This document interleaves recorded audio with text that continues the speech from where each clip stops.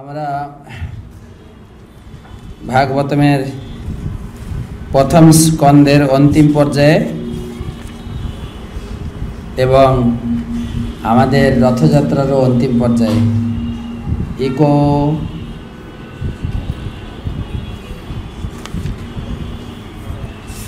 ভগবান শ্রী জগন্নাথ কালকে আমাদের মন্দিরে ফিরে আসবেন এবং আমরা ভগবান শ্রীকৃষ্ণকে যেরকম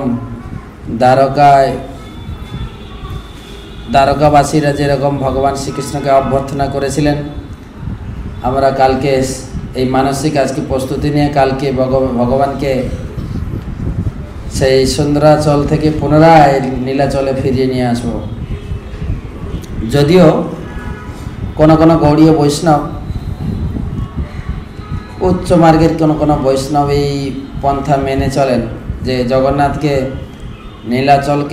নীলাচল থেকে সুন্দরাচলে নিয়ে গিয়েছেন, পুনরায় বৃন্দাবন থেকে ফিরিয়ে আনেন না। পুরীতে কোনো বৈষ্ণব দেখা যায়, কিন্তু আমাদের প্রচারের উদ্দেশ্যে আমরা জগন্নাথকে নিয়ে গেছি, আবার জগন্নাথকে ঘরে নিয়ে আসবো আমাদের কাছে।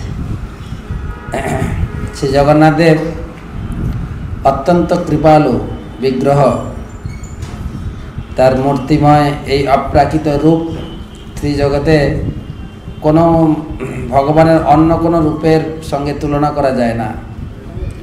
অন্য কোনো রূপের স্বরূপের সঙ্গে তার সামঞ্জস্য করা যায় না। তিনি একজন ইউনিক ভগবানের বিগ্রহ, অদ্বিতীয় এবং খুব করুণাময়। এটা ছোট্ট ঘটনা আমি পড়ছিলাম আজকে, ওই নন্দনকাননে বলছিলাম যে ভগবানের এক বন্ধু ছিলেন, ঠিক বন্ধু নয়, জগন্নাথের লীলা কাহিনীতে দেখা যায় বন্ধু মাহাতি বলে একজন জগন্নাথের ভক্ত, বন্ধু মহান্তি। আমাদের এই বাংলা বলে মাইতি, উড়িষ্যা বলে মহান্তি। খুব গরিব ছিলেন বেচারা, 2 ছেলে 1 মেয়ে নিয়ে ভিক্ষাবৃত্তি করে জীবন ধারণ করতেন। কিন্তু এক সময় উনি যেখানে বাস করতেন, যাজপুর বলে একটা জেলা আছে, আমাদের উড়িষ্যা যেতে পড়ে, এই পুরী যেতে পড়ে, তো উনি ওই গ্রামে দুর্ভিক্ষ হয়ে গেছিল। তো তিনি ভিক্ষাবৃত্তি করতে গেলেও লোকেরা নিজেরাই খেতে পাচ্ছে না, তো ওনাকে ভিক্ষা দেবে কি? তারপরে খুব কষ্টের মধ্যে জীবিকা নির্বাহ করেন, এমনকি ছেলে মেয়েদেরকে খাওয়ানোর মতো তার উপার্জনও ছিল না, কোনো ভিক্ষা পেতেন না একদিন। আর খুব কষ্টে ছেলেমেয়েরা খুব ক্ষুধার জ্বালায় অহরহ কান্না করতেন। স্ত্রী একদিন বলছেন, আচ্ছা তোমার কি কোনো আত্মীয় স্বজন নেই যে যার বাড়ি থেকে আমরা কয়টা দিন ক্ষুধার জ্বালা মেটাতে পারি? তখন বন্ধু মাইতি বলছেন, দেখো এই জগতে বন্ধু তারই জোটে যার কিছু আর্থিক সচ্ছলতা আছে। তো আমার এই অভাব হেতু কোনো বন্ধু আমার নেই, তবে হ্যাঁ আমার একজন বন্ধু আছে, কিন্তু তিনি তো এখান থেকে বহু দূরে বাস করেন। তখন স্ত্রী বলছেন, সে যাই হোক, দূরে থাকলেও আমরা কষ্ট করে তার কাছে পৌঁছে কমপক্ষে জীবন ধারণ করতে পারি। এখানে অনাহারে মৃত্যুবরণ করার থেকে বন্ধুর কাছে যদি কষ্ট করে পৌঁছে যেতে পারি, চলো আমরা সবাই তোমার সেই বন্ধুর কাছে গিয়ে পৌঁছাই। আমার এই কন্যাটাকে আমি কাঁধে নিয়ে যাব এবং তুমি 2টো ছেলেকে কাঁধে নিয়ে আমরা হাঁটতে হাঁটতে সেই বন্ধুর কাছে গিয়ে পৌঁছাই। তো বন্ধু মাহাতির খুব উৎসাহ জাগলো, কমপক্ষে যে বন্ধুকে তো একবার দর্শন করতে পারবো, কোনোদিন তো সেই সব ভাগ্য জোটে না। হয়তো ভগবান এটাই আশীর্বাদ যে কমপক্ষে বন্ধুকে একবার গিয়ে সাক্ষাৎ করব, দর্শন করব। সেই অভিলাষে সকালবেলা হাঁটতে হাঁটতে 4 দিন লেগেছে পুরীতে পৌঁছাতে। 4 দিনে এই ঠিক সন্ধ্যা নাগাদ পৌঁছেছেন। জগন্নাথপুরীর সিংহদ্বারে গেটে শত শত লোক ভিতরে ঢুকছেন, বেরোচ্ছেন, আর গেটে খুবই কড়া পাহারাদার রয়েছে, সবাইকে চেক করছেন। এই এত ভিড় দেখে সে আর ঢোকার সাহস করেনি। তাছাড়া 4 দিন ক্ষুধা তৃষ্ণায় পথ পরিশ্রমে খুবই ক্লান্ত হয়ে পড়েছিল। তো তিনি বললেন ঠিক আছে চলো আমরা এই আজকে বাইরের দরজায় গেটে বসে আমরা রাতটা কাটিয়ে দিই, কালকে আমরা প্রবেশ করব, কালকে গিয়ে আমরা বন্ধুর সঙ্গে দেখা করব। আর ভগবানের রান্নার যে অন্ন রান্না হয়, অন্ন রান্নার পরে ভাতের যে ফ্যান না মাড় এই নালা দিয়ে বেরিয়ে যায়, এই নালা দিয়ে এই ভাতের মাড় বইছে, আমরা এই মাড় খেয়ে আজকে একটু জীবন ধারণ করে থাকি, ক্ষুধা তৃষ্ণা মিটিয়ে আমরা রাতটা কোনো রকম কাটাই। তো স্ত্রী রাজি হয়ে গেলেন, কিন্তু মাঝে মাঝে বলছেন তুমি কখন সেই বন্ধুর বাড়িতে পৌঁছাবে, আজকে তো রাত্রে কোথায় থাকবো। তো কোনো রকম স্ত্রীকে সান্ত্বনা দিয়েছেন, ছেলে মেয়েকে ওই ভাতের মাড় খাইয়ে একটু ক্ষুধার তৃষ্ণা মিটিয়ে খুব ক্লান্ত হয়ে শুয়ে পড়েছেন। এদিকে জগন্নাথের সেবক জগন্নাথকে ভোগ নিবেদন করে তালা বন্ধ করে জগন্নাথকে শয়ন দিয়ে চলে গেছেন। তো বন্ধু বানাতে সে তো ক্ষুধায় রাত্রে ঘুমাতে পারছে না, রাত্রে প্রার্থনা করছেন, হে প্রভু জগন্নাথ, অনেক আশা নিয়ে তোমার কাছে এসেছি, তো আমি আমার পরিবারের এই ক্ষুধা তৃষ্ণার মেটাতে আমি সামর্থ্য নই, তাই অনেক আশা নিয়ে তোমার কাছে এসেছি, তুমি কমপক্ষে আমার এই আহার্যের যদি ব্যবস্থা করে দিতে পারো তাহলে কোনো রকমের ছেলে মেয়েদেরকে মানুষ করতে পারি, এই প্রার্থনা করছেন। ওইদিকে জগন্নাথের পূজারী জগন্নাথকে শয়ন দিয়ে গেছেন, জগন্নাথের ঘুম ধরছে না রাত্রে, যে আমার ভক্ত বন্ধু সেই বন্ধু মহান্তি পরিবার সহ না খেয়ে দরজার সামনে ওখানে শুয়ে রাত কাটাচ্ছে, সে ঘুমাতে পারছে না, আমি কি করে ঘুমাই।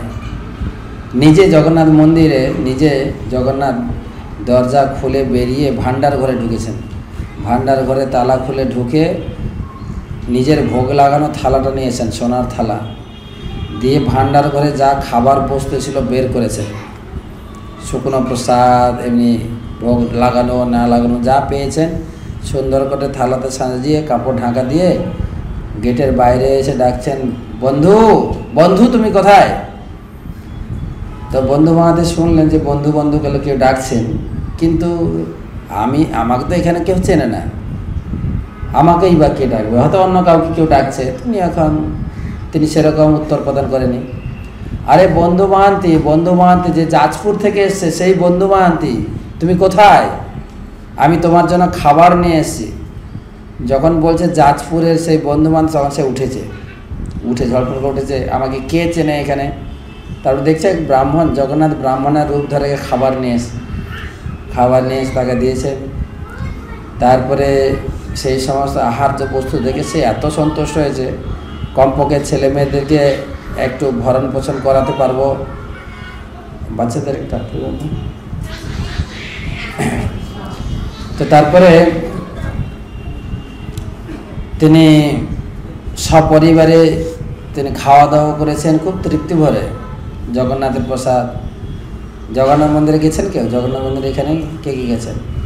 খুব অপূর্ব স্বাদ কিন্তু জগন্নাথের প্রসাদ।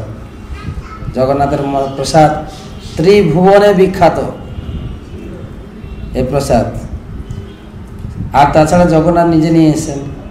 আরেকটা কথা আছে, 3-4 দিন না খেলে আরও টেস্টটা আরও ভালো লাগে, ভরা পেটে খেলে অত টেস্ট পাওয়া যায় না। তো সুন্দর করে প্রসাদ সেবন করেছেন আর খুব কৃতজ্ঞতা প্রকাশ করছেন, বন্ধু তোমার কি কৃপা। তারপরে থালাটি সুন্দর থালাকে ধুয়ে পরিষ্কার করে তিনি সেই ব্রাহ্মণকে ফেরত দিতে গেছেন। ব্রাহ্মণ ওই রাস্তায় গেছেন, হে ব্রাহ্মণ তুমি কোথায়।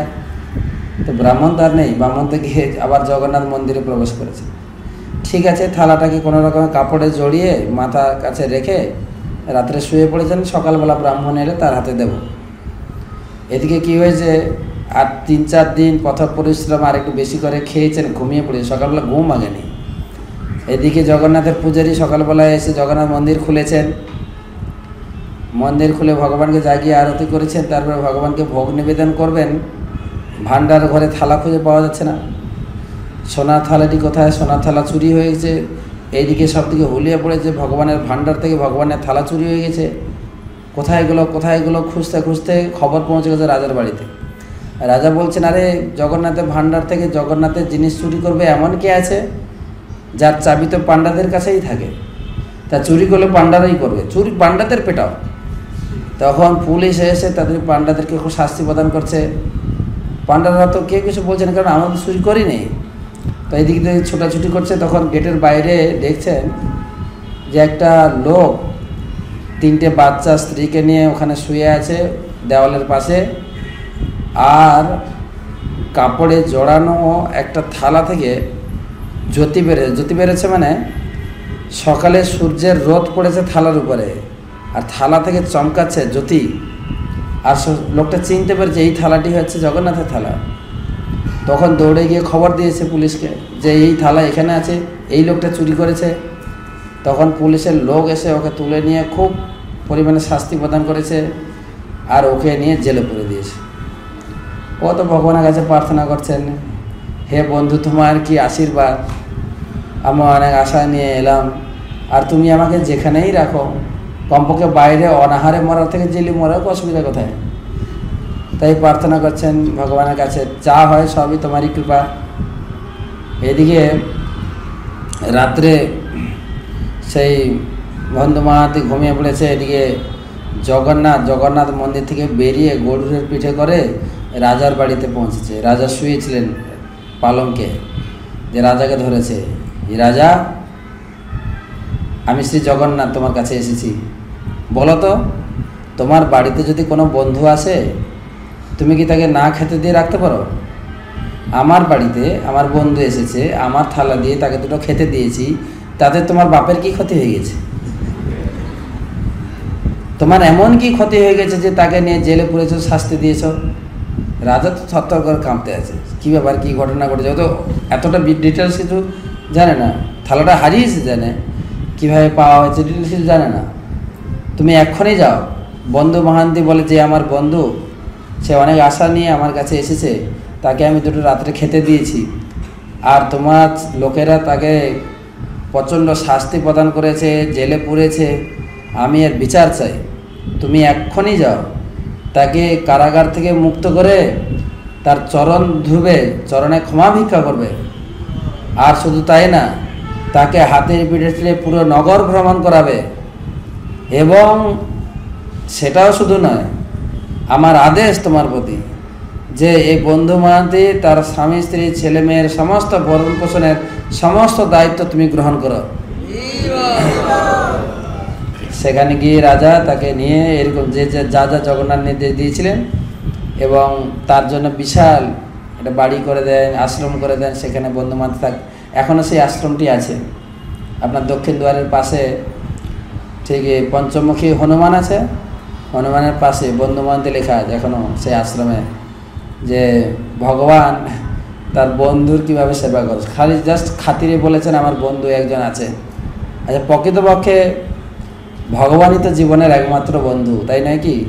ভগবান কৃষ্ণ গীতার ভিতরে বলেছেন, সুহৃদ সর্বভূতানাম জ্ঞাত্যামাং শান্তি মৃচ্ছতি, এই জগতে প্রকৃত বন্ধু আছি আমি, তোমারে লইতে আমি হইনু অবতার, আমি বিনা বন্ধু আর কে আছে তোমার। শ্রী চৈতন্য মহাপ্রভু হাত তুলে বলছেন, হে ভাই সকল, হে বন্ধু সকল, আরে তোমাকে নেওয়ার জন্য আমি জগতে অবতীর্ণ হয়েছি, তুমি খুঁজে দেখো, এইরকম দয়ালু বন্ধু তোমার আর কেউ নেই।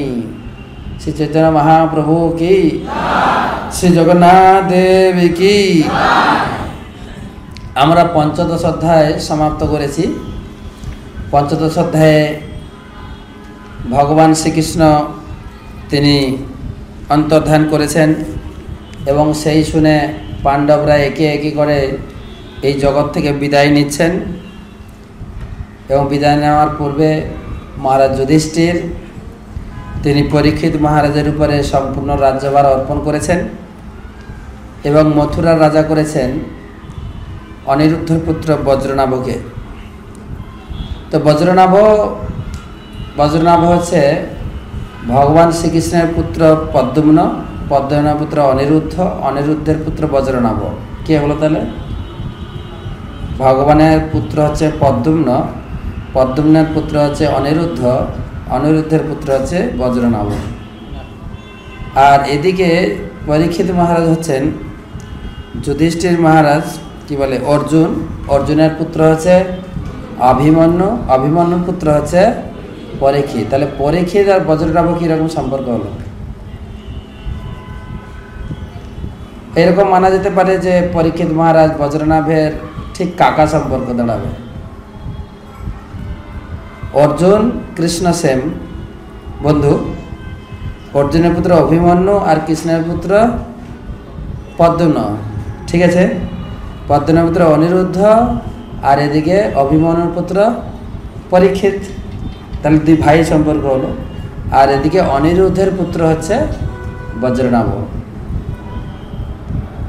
তো পরীক্ষিত মহারাজ তিনি হস্তিনাপুরের রাজা হলেন এবং মথুরার রাজধানী দায়িত্ব দেওয়া হলো বজ্রনাভকে। এবং পরীক্ষিত মহারাজ বজ্রনাভকে এত স্নেহ করতেন, হে বজ্রনাভ, তুমি নিশ্চিন্তে রাজ্য শাসন করো, তোমার রাজ্য শাসন ব্যাপারে কোনো উদ্বেগ তোমাকে নিতে হবে না, শুধু তুমি আমাকে ইঙ্গিত করবে তোমার এই সমস্যা, কেননা তোমাদের পরিবারের প্রতি আমি এত কৃতজ্ঞ, তোমাদের পরিবার আমাদের পরিবারের জন্য এত করেছে, মানে কৃষ্ণ, তাই আমি যে কোনো উপায়ে তোমাকে আমি হেল্প করব। তো বজ্রনাভ বলছেন এটা আপনার পরিবারের একটা ট্রেডিশন, যে কৃতজ্ঞতা প্রকাশ করাটা আপনাদের ট্রেডিশন। তারপরে পরীক্ষিত মহারাজ বজ্রনাভ সুন্দরভাবে মৈত্রতা বন্ধনে আবদ্ধ হয়ে দুজন রাজ্য শাসন করেছেন। কিন্তু বজ্রনাভ যখন বৃন্দাবনে মথুরার দায়িত্ব দেওয়া হলো, তিনি মথুরা এসে কিছু খুঁজে পেতেন না, যে কোথায় ভগবান যখন ছিলেন, ভগবানের এত সমস্ত ঐশ্বর্য ছিল, ভগবান চলে যাওয়ার পরে তার কিছুই খুঁজে পাননি। বজ্রনাভ চিন্তিত হলেন, আমি যে রাজ্য শাসন করবো, এখন তো প্রজাই নেই। তো তারা দুজন মিলে শাণ্ডিল্য মুনির কাছে গিয়েছিলেন, পুরাণে এরকম বর্ণনা আছে। শাণ্ডিল্য মুনির কাছে গিয়ে বলছেন যে মণিবর, মথুরা বা বৃন্দাবনের এইরকম অবস্থা কেন? তো শাণ্ডিল্য মুনি বলছেন যে ভগবান যেরকম নিত্য, তার ধাম ও নিত্য, কখনো কখনো তিনি প্রকট হন, আবার অপ্রকট লীলা করেন। তো ভগবানের ইচ্ছায় বৃন্দাবনের এই প্রকাশ সব কিছু গোপনীয়ভাবে রয়েছে। তবে আমি যে স্থানগুলো জানি সেগুলো আমি তোমাকে চিহ্নিত করছি, তুমি সেইগুলোর পুনরুদ্ধার করো। তো শাণ্ডিল্য মুনির সান্নিধ্যে বা সহচর্যে পরীক্ষিত মহারাজ এবং বজ্রনাভ বৃন্দাবনকে সাজিয়েছেন। তিনি 4 দেব স্থাপন করেছেন 4 কোণাতে, যেরকম মথুরাতে কেশবদেব, গিরিগোবর্ধনে হরিদেব, বৃন্দাবনে গোবিন্দদেব এবং মহাবনে বলদেব।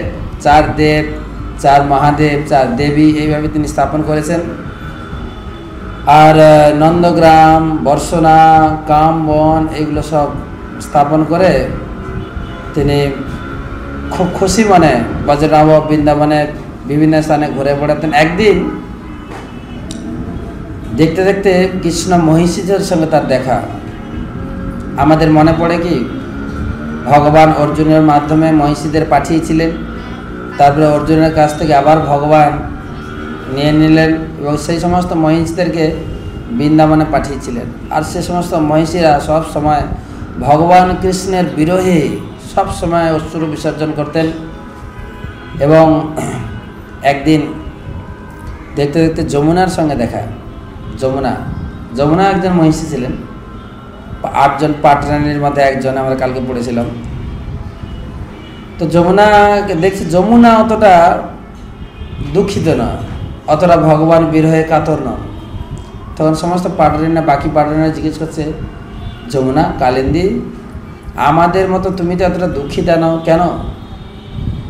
তো যমুনা বলছেন, দেখো ভগবান কৃষ্ণ বৃন্দাবনে যখন ছিলেন তখন আমি তার সান্নিধ্য লাভ করেছি। ভগবান বৃন্দাবন ছেড়ে চলে গেছেন, আমি সদা সর্বদা তার সান্নিধ্য উপভোগ করছি। তখন তো কীভাবে? বলছেন ভগবান কৃষ্ণচন্দ্র যখন এখান থেকে চলে যান বৃন্দাবন থেকে চলে যান মথুরা ছেড়ে তিনি জগৎ ছেড়ে তিনি তার লীলা সংবরণ করলেন। ঠিক সেই সময় উদ্ধবকে তিনি তার সমস্ত স্বরূপ ভাগবতম দান করে গেছেন। সেই উদ্ধব এক রূপে তিনি বদ্রিকাশ্রম রয়েছেন, আরেক রূপে তিনি বৃন্দাবনে কুসুম সরোবরে তিনি রয়েছেন।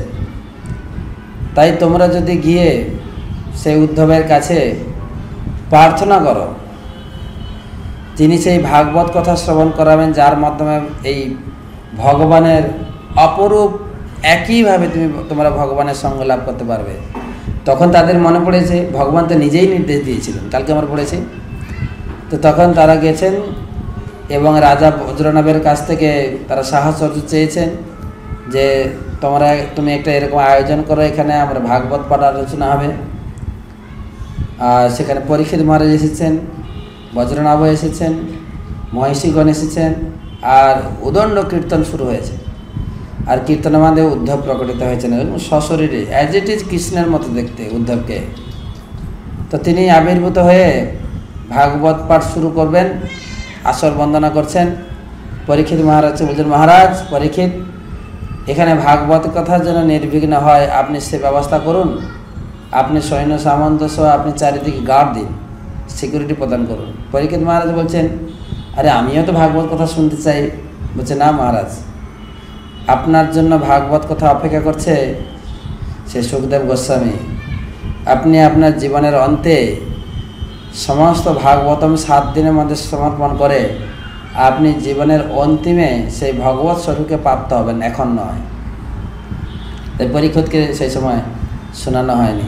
বাকি মহিষীরা শ্রবণ করেছেন, আর ভাগবতের কথা শ্রবণ করে তারা প্রত্যেকে ঠিক ভগবানের সান্নিধ্য যেরকম উপভোগ করে তারা অনুভূতি লাভ করতেন, ঠিক সেই রকম ভাগবত কথার মাধ্যমে তাদের ভগবানের উপলব্ধি সশরীরে তারা ভগবত ধাম প্রাপ্ত হয়েছেন।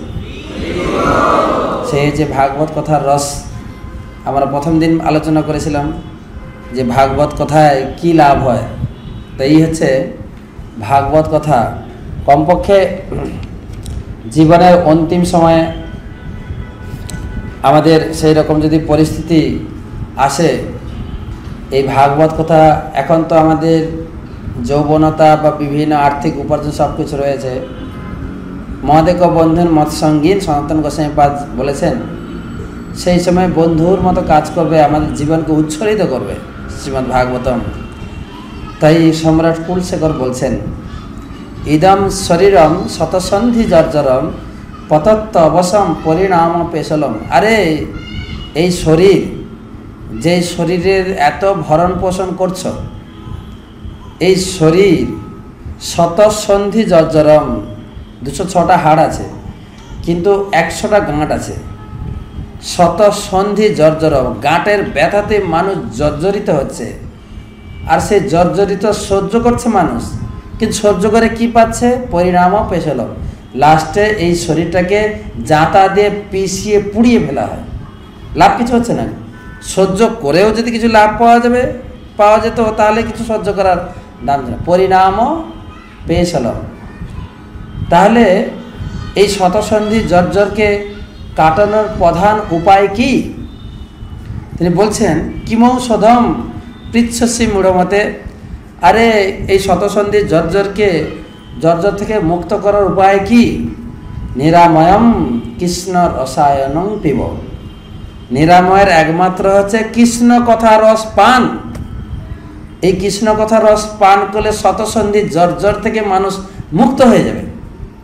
কিন্তু আশ্চর্য মেতৎ মনুষ্যহী লোকে, আশ্চর্যের বিষয় হচ্ছে যে এই মানুষেরা সুধাম পরিত্যাজ বিষম পিবন্তি, শতসন্ধি জর্জরমকে সেই গাঁটের ব্যথা মুক্ত করার জন্য এই হরি কথারূপ রস পান না করে, সুধা পান না করে বিষ পান করছে।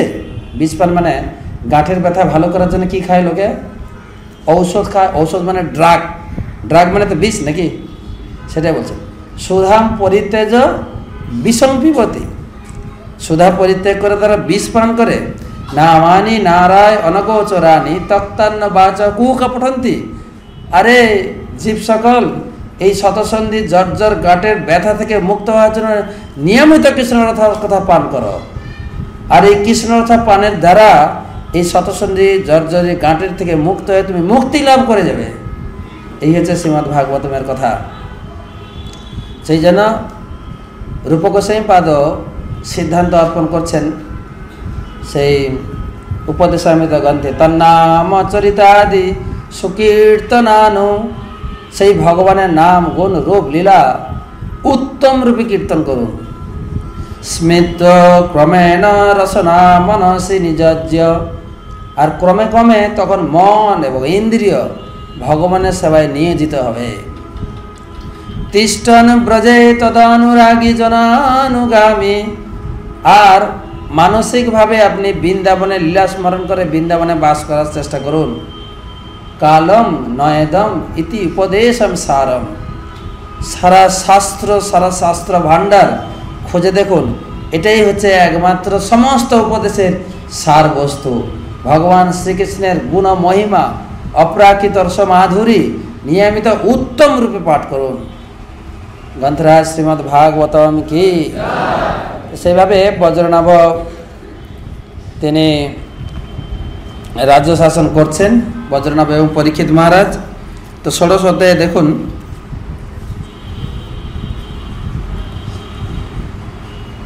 অত পরীক্ষিত দ্বিজবর্ষ শিক্ষয়া মহিম ভাগবত শশাসহ যথা ঈশুত্যা মজিদাত কোবিদা সমাধিশন বিপ্র মহৎ গুণস্ততা। সুত গোস্বামী বললেন, হে পণ্ডিত ব্রাহ্মণগণ, ভাগ্য গণনায় পারদর্শী পণ্ডিতেরা মহারাজ পরীক্ষিতের জন্মের সময় তার যে সমস্ত সুহৃদ গুণাবলীর কথা বলেছিলেন, কালক্রমে সেই সমস্ত শ্রেষ্ঠ গুণাবলীতে বিভূষিত হয়ে একজন পরম ভাগবত রূপে এবং শ্রেষ্ঠ ব্রাহ্মণদের উপদেশ অনুসারে পৃথিবী শাসন করতে লাগলেন। তিনি বিবাহ করেছেন উত্তর নৃপতির কন্যা ইরাবতীকে, এবং তার চারটি জন্মেঞ্জয়াদি চারটি তিনি পুত্র লাভ করেছেন, এবং কৃপাচার্যকে গুরুরূপে বরণ করে গঙ্গার তীরে 3টি অশ্বমেধ যজ্ঞ অনুষ্ঠান করেছিলেন। এই যজ্ঞে তিনি প্রচুর দক্ষিণা দান করছিলেন, এবং তিনি এত মহান যজ্ঞ অনুষ্ঠান করেছিলেন, যজ্ঞে আহুতি প্রদানের দ্বারা দেবতাদের সন্তুষ্ট করেননি, আরে সাক্ষাৎ দেবতারা এসে হাজির হতেন, হাতে নিতেন তার যজ্ঞভাগ। লিখেছেন দেখেন, যজ্ঞে সাধারণ মানুষেরাও স্বর্গের দেবতাদের দর্শন করতে পেরেছিলেন। সাক্ষাৎ দেবতারা তার যজ্ঞে সশরীরে আবির্ভূত হয়ে যজ্ঞভাগ গ্রহণ করেছিলেন। এত মহিমাময় ব্যক্তি ছিলেন।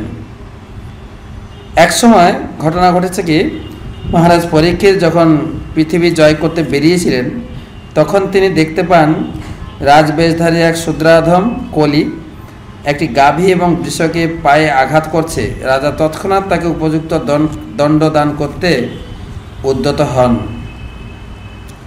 তো এই কথা শুনে সুত গোস্বামীর শ্রীমুখে শৌনক ঋষি সঙ্গে সঙ্গে প্রশ্ন করলেন, আরে সেই শূদ্রাধম রাজবেশ ধারণ করে গাভীকে তার পদাঘাত করা সত্ত্বেও পরীক্ষিত মহারাজ কেবল দণ্ডদান করলেন কেন? তাকে মেরে ফেললেন না কেন? যে আবার গাভীকে দণ্ডদান। সুতরাং এইরকম ব্যক্তিকে বাঁচিয়ে রাখার কারণ কি? নিশ্চয়ই এর পিছনে কিছু গূঢ় রহস্য, ভগবানের উদ্দেশ্য কিছু নিহিত রয়েছে। ভগবত ভক্তেরা ভগবানের শ্রীপাদপদ্মের মধুলেহনকারী। যে সমস্ত বিষয় কেবল মানুষের মূল্যবান জীবনের অপচয় করে, সেই সমস্ত বিষয়ের কি প্রয়োজন? পরীক্ষিত মহারাজ উচ্চকোটির ভক্ত ছিলেন, তিনি জানতেন কিছু, এর বিষয়ে কিছু গূঢ় রহস্য রয়েছে। হয়তোবা পরীক্ষিত মহারাজ জানতেন, কলৌ দোষে নিধে রাজন অস্তি এক মহৎগুণ কীর্তনা দেব কৃষ্ণস্য মুক্ত সঙ্গ পরম ভজে। আরে কলিযুগে সারা জগতে দোষের সমুদ্র, বায়ুতে কথায়, নিঃশ্বাসে প্রশ্বাসে মানুষের মিথ্যা কথায় পরিপূর্ণ, সব দূষিত। আগেকার দিনে লোকে তো অঞ্জলি বলে পুকুরে নদীর জল খেয়ে বাঁচতেন।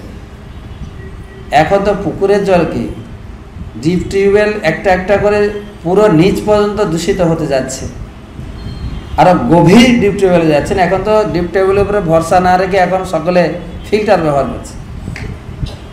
মানুষ এত দূষিত, আবহাওয়া দূষিত, জল দূষিত।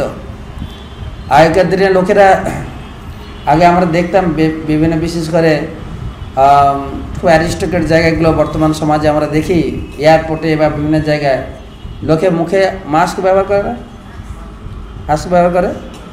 তা আমার দেখে মনে হয়, আরে আমরা বাড়িতে ছিলাম যখন গরুকে যখন নাঙ্গল করতে নিয়ে যেতাম এইগুলো পরাতাম। হ্যাঁ, যেন চাষবাস খেয়ে না ফেলে। এখন তাদেরকে দেখতে সেরকম লাগে, কেউ যদি পড়েন খারাপ নেবেন না, মানে দেখতে সেরকম সব দূষিত দূষিত পদার্থ যেন নাকের ভিতরে না ঢুকে, সব দূষিত হয়ে। কিন্তু এত কিছু দূষিত অবস্থা থাকা সত্ত্বেও একটা মহৎ গুণ আছে কি? হরিনাম। আর সেই জন্যই কি পরীক্ষিত মহারাজ সেই কলিকে অল্প দণ্ড দান করে তাকে ছেড়ে দিয়েছিলেন। মৃত্যুর কারণস্বরূপ যমরাজ যতক্ষণ এখানে উপস্থিত থাকবেন ততক্ষণ কারো মৃত্যু হবে না। ভগবানের প্রতিনিধি মৃত্যুর নিয়ন্তা যমরাজকে মহর্ষিরা এখানে আমন্ত্রণ জানিয়েছিলেন। যারা তার কবলিত তাদের কর্তব্য পরমেশ্বর ভগবানের অমৃতময় লীলাসমূহের বর্ণনা করার সুযোগ গ্রহণ করা। সুধা গোস্বামী, আপনি আমাদের কাছে লীলা কথা বর্ণনা করুন, আমরা শুনতে খুবই আগ্রহী। হাজার হাজার বছর এই যজ্ঞ অনুষ্ঠান করে ধোঁয়াতে চোখ মুখ সব কালি হয়ে গেছে। তারা হাজার বছর যজ্ঞ করেছিলেন না, তো আর ভালো লাগে না। এখন হরিকথা বলুন। আর হরিকথা রসপানে যেখানে যমরাজ রয়েছেন, এখানে কথার পরিপ্রেক্ষিতে বোঝা যাচ্ছে যমরাজ ওখানে হরিকথা বসে শুনছে। আরে যমরাজকে আমন্ত্রণ করে এখানে ধরে রেখেছে, আমাদের মৃত্যু হবে কোথায়? উল্টোভাবে বোঝানো যাচ্ছে যে হরিকথার আসরে যমরাজের প্রবেশের অধিকার নেই। সুতরাং নিশ্চিতভাবে হরিকথা শুনতে পারেন। তো হরিকথা শোনার জন্য বিভিন্ন ব্রত থাকলেও বিভিন্ন ভাগবত সপ্তাহের বিভিন্ন ব্রত রয়েছে। প্রথমে বলা আছে নিরাহার হয়ে হরিকথা শ্রবণ করে, ঠিক পরীক্ষিত মহারাজ যেরকম শ্রবণ করেছিলেন। আর নিরাহার না থাকলে পানিহার, জল আহার না, তারপরে ফল আহার, তারপরে হবিষান্ন আহার। মুখ্য বিষয় হচ্ছে শ্রবণ। শ্রবণটা হচ্ছে মুখ্য বিষয়। যদি বসে শ্রবণ করতে খুব কষ্ট হয়, দাঁড়িয়ে শ্রবণ করুন, চেয়ারে বসে শ্রবণ করুন। শ্রবণ করাটাই মুখ্য জিনিস। কেউ যদি নিয়মিত এরকম শ্রবণ করে সেই যমরাজের দণ্ড থেকে মুক্ত হয়ে যাবে। তো সেজন্য বলছেন আপনি বলতে থাকুন, হরিকথা বলুন।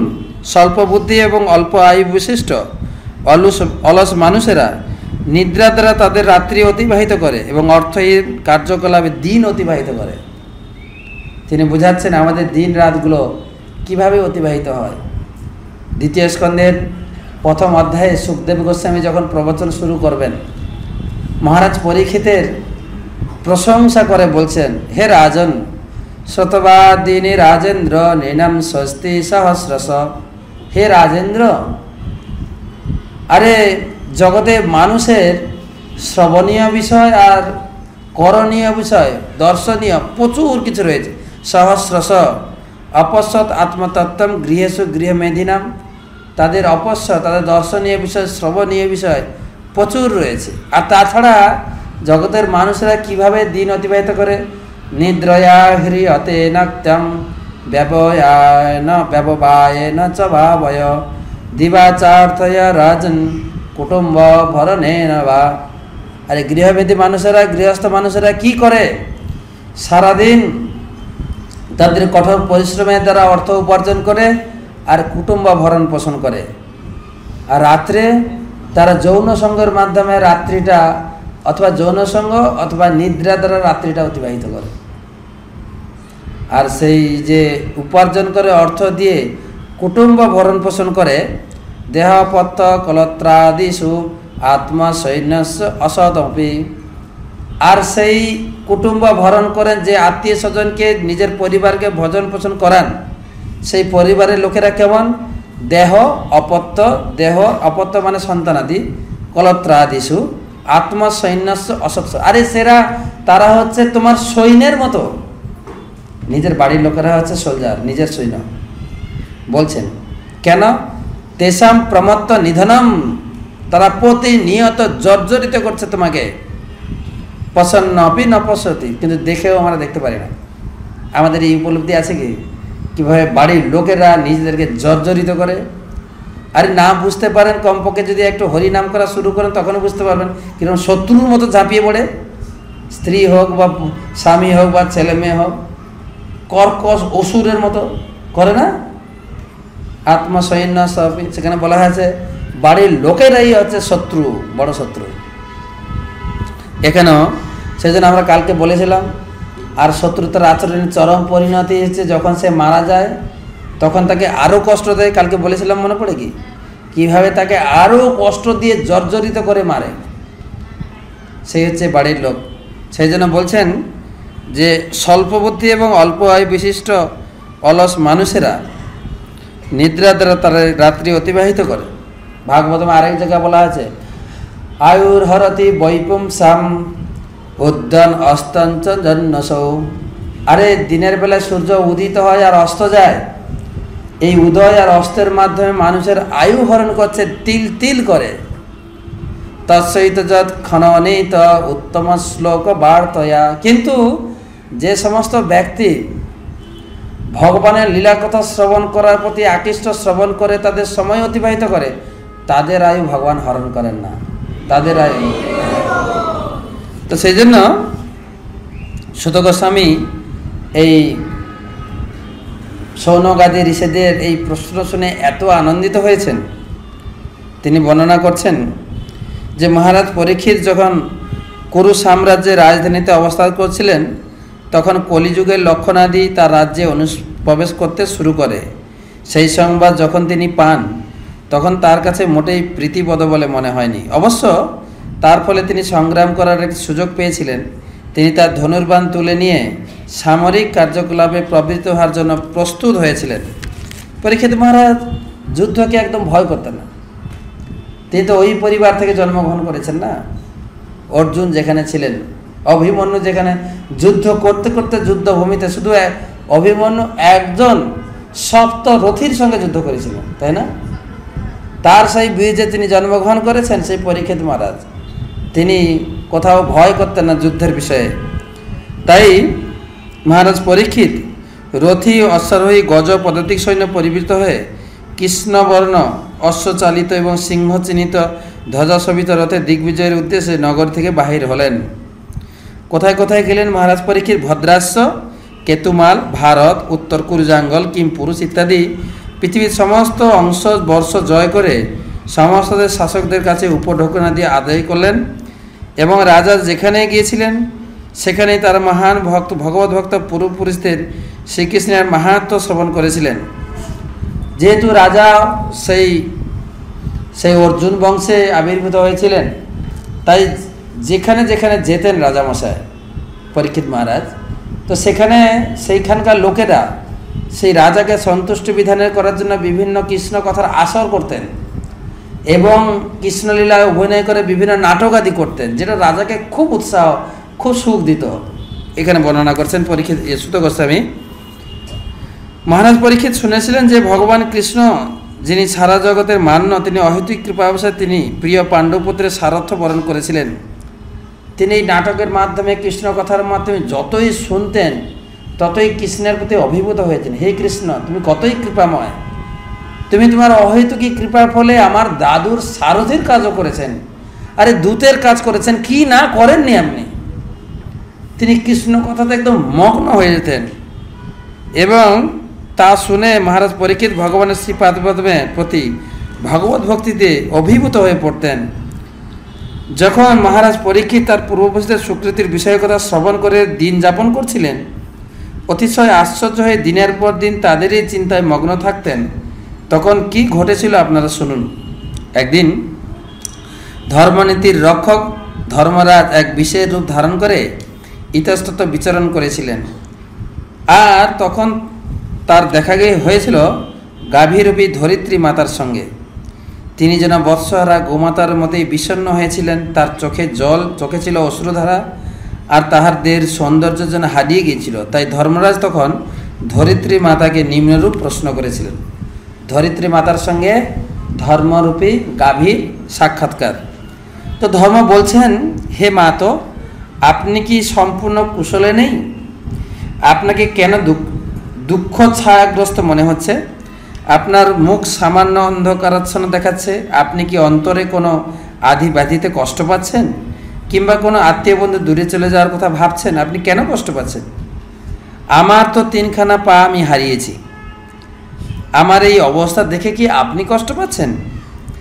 কিংবা যারা বিধি অমান্যকারী মাংস ভোগ শূদ্র, এরপর তারা আমাকে গ্রাস করবে বলে আপনি কি নিদারুণ উদ্বেগাকুল হয়েছেন? আর বর্তমান কোনো যজ্ঞাদি অনুষ্ঠান হয় না বলে দেবতাদের উদ্দেশ্যে যজ্ঞ উৎসর্গের ভাগ অপহৃত হচ্ছে, তার জন্য কি আপনি শোকাকুল? দুর্ভিক্ষ অনাবৃষ্টির ফলে জীবেদের দুঃখ কষ্টের কথা ভেবে কি আপনি শোকাকুল হচ্ছেন? কে জিজ্ঞাসা করছেন? ধর্মরাজ ধরিত্রী মাতাকে। তো অনেক কথা এরকম প্রশ্ন করছেন, একের পর একের প্রশ্ন করছেন ধরিত্রী মাতাকে। তখন ধরিত্রী মাতা তিনি উত্তর দিচ্ছেন। তিনি বলছেন যে 23 নম্বর শ্লোকে, হে ধরিত্রী মাতা, পরম পুরুষোত্তম ভগবান শ্রীহরি স্বয়ং পরমেশ্বর ভগবান শ্রীকৃষ্ণ রূপে অবতারত্ব গ্রহণ করেছিলেন। তেমনি আপনার প্রভূত ভার লাঘবের জন্য এখানে তিনি তার লীলা সম্পাদন অপ্রাকৃত সেই কথাগুলি মোক্ষ লাভের পথ থেকে সুদৃঢ় করে তোলে। এখন তিনি আর এখানে নেই, অন্তর্ধান হয়েছেন। সেই কথা স্মরণ করে কি আপনি শোকাকুল হয়েছেন? তাই এমন বিধ প্রশ্ন করার পরে ধরিত্রী উত্তর দিচ্ছেন। ধরিত্রী তাই ধর্মরাজকে উত্তর দিলেন, হে ধর্মরাজ, আমার কাছে যা কিছু শুনতে চেয়েছেন তা নিশ্চয়ই আপনি জানেন। এই সমস্ত প্রশ্নের আমি উত্তর দেওয়ার চেষ্টা করব। একদা আপনি 4টি পদের উপরে অধিষ্ঠিত ছিলেন। পরমেশ্বর ভগবানের কৃপায় সারা বিশ্ব ব্রহ্মাণ্ডের সুখ বর্ধন করেছিলেন, কিন্তু এখন সত্যবাদিতা, সুচিতা, অন্যের দুঃখে অসহনীয়তা, ক্রোধ সংযমের ক্ষমতা, অল্পে তুষ্টি, ঋজুতা, মনের অচঞ্চলতা, বাহ্যেন্দ্রিয় সংযম, কর্তব্য অকর্তব্যের দায়িত্ব জ্ঞান, সাম্যভাব, সহনশীলতা, শত্রু মিত্র ভেদাভেদ শূন্যতা, বিশ্বস্ততা, জ্ঞান, ইন্দ্রদীপ্তিতে বিষ্ণা, এইভাবে 40টি গুণের কথা তুলেছেন। এগুলো এখন আর নেই। এই সকল সাত্ত্বিকতা এবং সৌন্দর্যের আধার পুরুষোত্তম ভগবান পরমেশ্বর শ্রীকৃষ্ণ এই পৃথিবীর বুকে এখন তার অপ্রাকৃত লীলা সম্বরণ করেছেন। তার অপ্রকটকালে কলিযুগ সর্বত্র তার প্রভাব বিশ্বাস করেছে। তাই আমি এই পরিস্থিতি লক্ষ্য করে দুঃখিত হচ্ছি। হে দেবশ্রেষ্ঠ, তোমার এবং আমার নিজের এবং সকল দেবতা, ঋষি, পিতৃলোকবাসী, ভগবত ভক্তজন এবং মানব সমাজের বর্ণ আশ্রম প্রথা অনুসরণকারী সকলের অবস্থা বিবেচনা করে আমি অত্যন্ত শোকাকুল।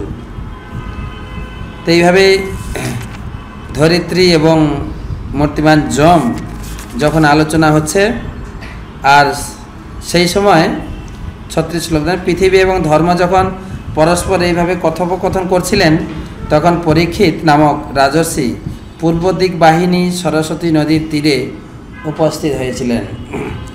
17 অধ্যায়। সুত গোস্বামী বললেন, সেখানে উপস্থিত হয়ে মহারাজ পরীক্ষিত দেখলেন যে এক শূদ্র রাজবেশ ধারণ করে একটি দণ্ডের দ্বারা অনাথবৎ একটি গাভী ও বৃষকে প্রচণ্ড প্রহার করছেন। বৃষটি শ্বেতপদ্মের মতো শুভ্র বর্ণ। শূদ্রের প্রহারে সে এমনি ভয়ভীত হয়ে পড়েছিল যে মূত্র ত্যাগ করে সে কম্পিত হচ্ছিল এবং এক পায়ে দাঁড়িয়েছিল। আর এই অবস্থা দেখে মহারাজ পরীক্ষিত 4 নম্বর শ্লোকে, সুবর্ণ খচিত রড়ে আরূঢ় হয়ে ধনুর্বাণে সুসজ্জিত মহারাজ পরীক্ষিত তিনি রথ থেকে উত্তরণ করে বজ্র গম্ভীর স্বরে জিজ্ঞাসা করছেন, তুই কে? বলবান হওয়া সত্ত্বেও তুই এই পৃথিবীতে আমার আশ্রিত অসহায়দের হত্যা করতে সাহস করছিস? তুই নটের মতো রাজবেশ ধারণ করেছিস বটে, কিন্তু তোর এই কার্যকলাপ ক্ষত্রিয় নীতির বিরোধী। কৃষ্ণ গান্ডীবধারী অর্জুন সহ দূরে প্রস্থান করেছেন বলে তুই কি নির্জনে নিরপরাধ প্রাণীকে বধ করতে সাহস করছিস? তার ফলে তোর যে অপরাধ হয়েছে তাই তুই বধের উপযুক্ত। আমি তোমাকে মেরে ফেলবো একদম।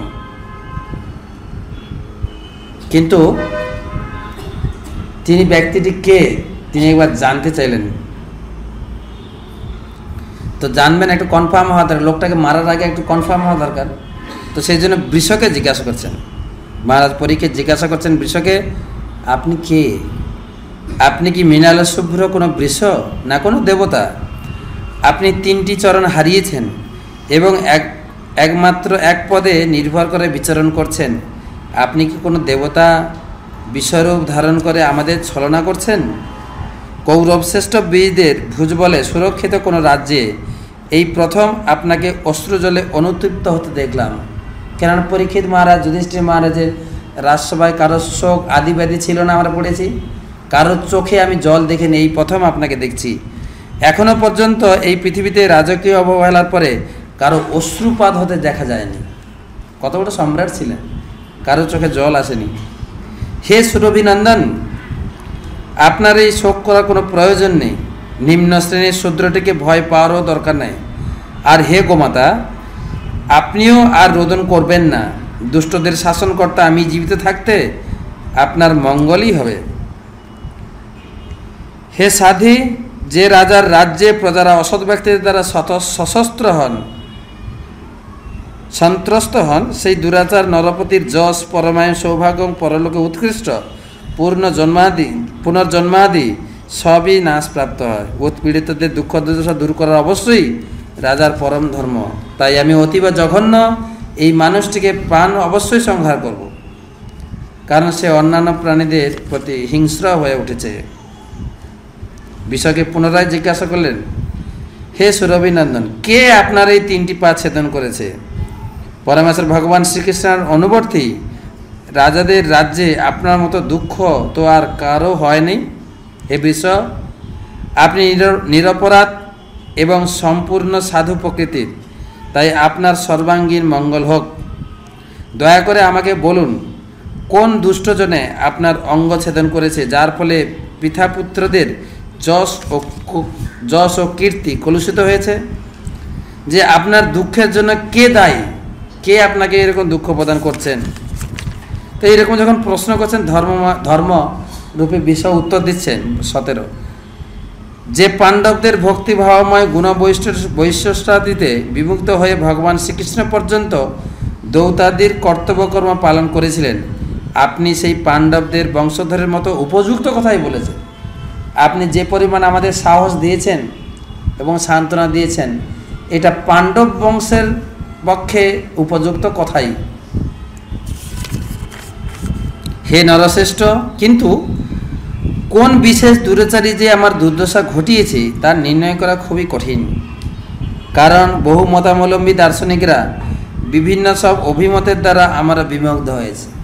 আমরা তো সরাসরি বলে দিই যে কার দ্বারা আমরা দুঃখপ্রাপ্ত হই, ধর্ম বলছেন না। কিন্তু আমি নিজেই জানি না কার দ্বারা আমি দুঃখপ্রাপ্ত হয়েছি।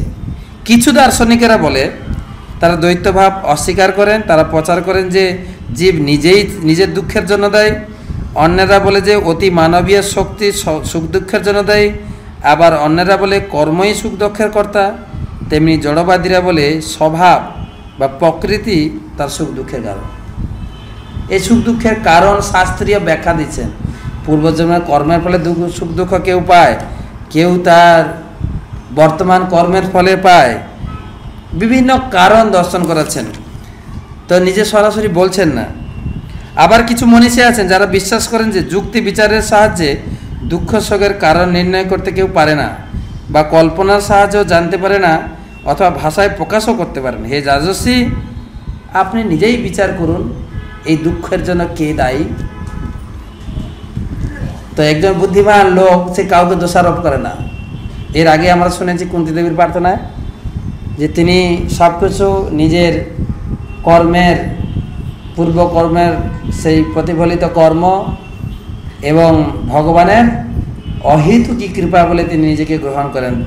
বিশ্ব ধর্মরূপী বিশ্ব পরীক্ষিত মহারাজকে বললেন, এই দুঃখের জন্য আপনি নির্ণয় করুন কে দুঃখ দিচ্ছে আমাকে।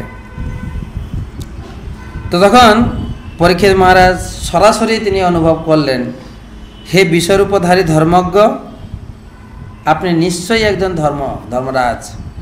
ধর্মশাস্ত্রে বলা হয় যে অধার্মিক বা পাপাচারীর যে স্থান লাভ হয়, অধর্ম নির্দেশকেরও সেই স্থান লাভ হয়। সেই জন্য আপনার অনিষ্টকারীকে জেনেও আপনি তার পরিচয় দিচ্ছেন না।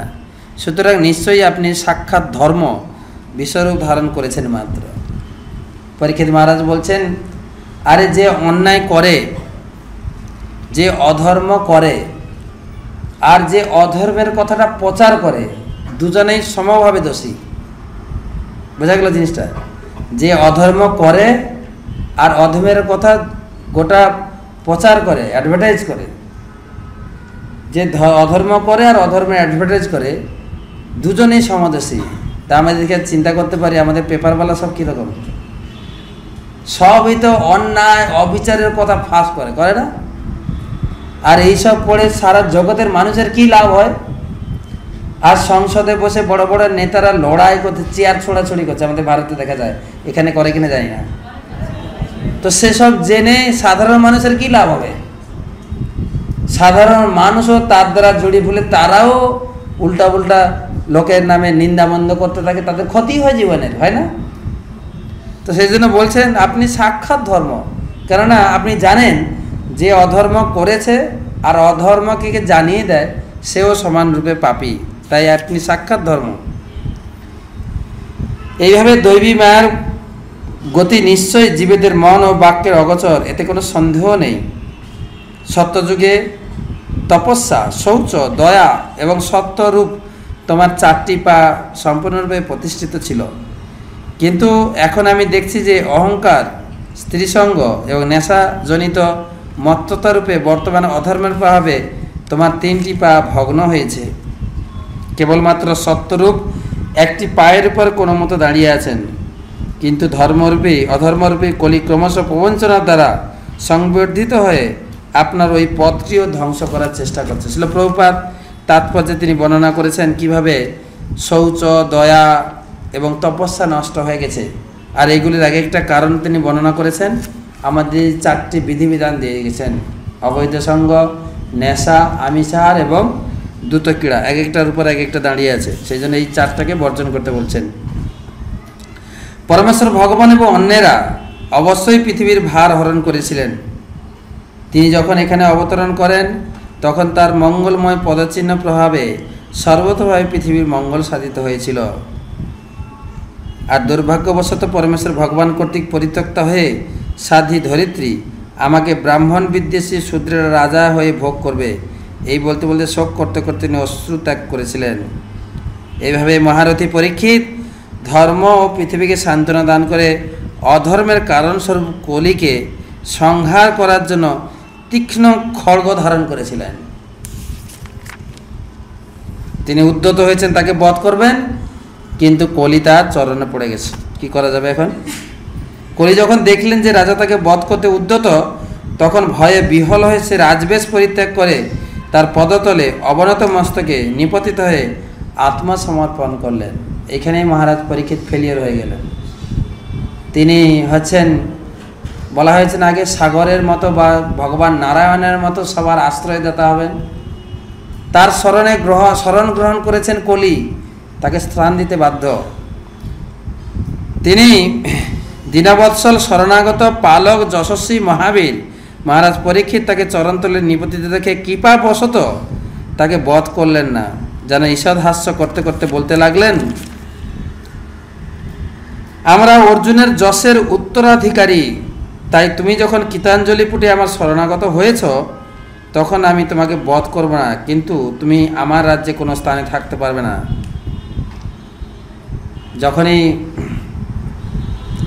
বধ করতে উদ্যত হয়েছেন পরীক্ষিত মহারাজ, আর কলি চরণে নিপতিত হয়ে যে অ্যাপ্লিকেশন আগে থেকেই পাস হয়ে গেছিল ওটা নিয়ে ধরিয়েছেন, দেখুন মহারাজ, আমি আগে থেকেই আপনার রাজ্যে প্রবেশ অধিকার আগে থেকেই পেয়ে গেছি। কখন থেকে? ভগবান শ্রীকৃষ্ণ যখন এই জগৎ থেকে বিদায় নিয়েছেন তখন থেকেই আমি প্রবেশ করার অনুমতিপত্র পেয়েছি। আমাকে হত্যা করবেন কেন? চিরকুট দেখাচ্ছে। আমরা পড়ি না ভগবান শ্রীকৃষ্ণ যখন এই জগৎ থেকে চলে গেছে, আমরা শুনি কাহিনী, পরীক্ষিত মহারাজের রাজ্যে এই কলি এসেছেন। শুধু তাই না, আমরা একটা গল্প শুনে থাকি না, সেটা পুরুষোত্তম মহারাজ বলেন যে যুধিষ্ঠির মহারাজ যখন রাজ্য শাসন করছিলেন, ভীম তার গেটে পাহারা দিচ্ছিলেন, তখন এক ভদ্রলোক, এক রাজবেশধারী ভদ্রলোক এসেছেন। ভীম, আমার একটা প্রশ্নের তুমি উত্তর দাও। কি না, আমি রাস্তা আস্তে আস্তে দেখলাম যে ক্ষেতের যে বেড়া ঠিক আছে, বেড়া ক্ষেতের ফসল খাচ্ছে, তার উত্তর দাও। ভীম বলছে এটা তো আমার জানা নেই, তুমি ভিতরে যাও। মহারাজ যুধিষ্ঠির রয়েছেন, ভিতরে চলে গেছেন। কিছুক্ষণ পর আরেকটা লোক এসছে, আরে ভীম, আরেকটা ঘটনা দেখলাম, আশ্চর্য ঘটনা, তুমি তার বর্ণনা দাও। বলছে কি ঘটনা? বলছে দেখা যাচ্ছে একটা লোক একটা ছোঁচের পিছন দিয়ে হাতি ঢুকালো, হাতি বেরিয়ে গেল, লেজটা আটকে গেছে। বলছে আচ্ছা এরকম প্রশ্নের কী করে উত্তর দেবো, তুমি ভিতরে যাও। তো ভিতরে গেছে। তো তৃতীয় জন এসেছে। তৃতীয় জন এসে বলছেন আমি একটা ভারী আশ্চর্য ঘটনা দেখে এলাম, আমার খুব অবাক লাগছে। হে ভীম, তুমি কি এর সমাধান করতে পারবে? বলছে কি? বলছে দেখলাম একটা লোক একটা কলসি থেকে তিনি জল ঢাললেন 5টা গ্লাসে, 5টা গ্লাস ভরে গেল। তো উল্টে যখন 5টা গ্লাস থেকে আবার ঘটিতে ঢালা হলো, কলসিতে ঢালা হলো, কলসিটা ভরলো না। কলসি থেকে ঢাললো 5 গ্লাস হলো, 5 গ্লাস যখন পুনরায় কলসিতে ঢালা হলো, কলসিটা হলো না। বলছে ভিতরে, এসব উত্তর দেওয়ার লোক আছে, ভিতরে ভিতরে যাও। তো তখন চতুর্থ ব্যক্তি এসেছেন। আরে আশ্চর্য ঘটনা, এরকম কি কখনো শোনা যায় নাকি? বলছে কি হয়েছে? ভীম জিজ্ঞাসা করছেন চতুর্থ ব্যক্তিকে। বলছে আমি দেখলাম একটা সাধারণ লোক একটা সুতো দিয়ে একটা পাহাড়ের চূড়ার উপরে লাগিয়েছেন, সুতোটাকে বেঁধেছেন, আর অনায়াসে গড়গড় করে টেনে নিয়ে চলে গেল। বলছে ওই একই জায়গায় যাও, আমার দ্বারা ওইসব হবে না, ওইসব আমার চিন্তায় ঢুকে না, ভেতরে যাও। তো যদি ভীমের একটু কৌতূহল হলো, আরে 4টা লোক গেল প্রশ্নের উত্তর জানার জন্য, যাই মহারাজ যুধিষ্ঠির মহারাজ কি উত্তর দেন একটু শুনবো। ভিতরে গেছেন। ভিতরে গিয়ে বলছেন ভাইয়া আচ্ছা 4 জন লোক যে প্রশ্নের উত্তর জানার জন্য এসেছিল, সেই লোকগুলো কোথায়? তুমি কি উত্তর দিলে? তখন যুধিষ্ঠির মহারাজ 4 জন লোক কে এসে কি প্রশ্ন ছিল তাদের? তখন বলছেন 4টি প্রশ্ন, এই প্রশ্ন ছিল। আর যুধিষ্ঠির মহারাজ একটু রাজ সিংহাসন থেকে লাফিয়ে উঠেছেন, আরে ধরো ধরো ধরো, লোকটা কোথায় গেল, ধরো ধরো। বলছে কি হলো ভাইয়া তোমার?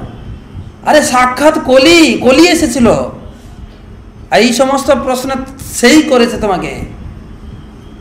সেই প্রশ্নের উত্তর দিচ্ছেন। প্রথম প্রশ্ন কি ছিল?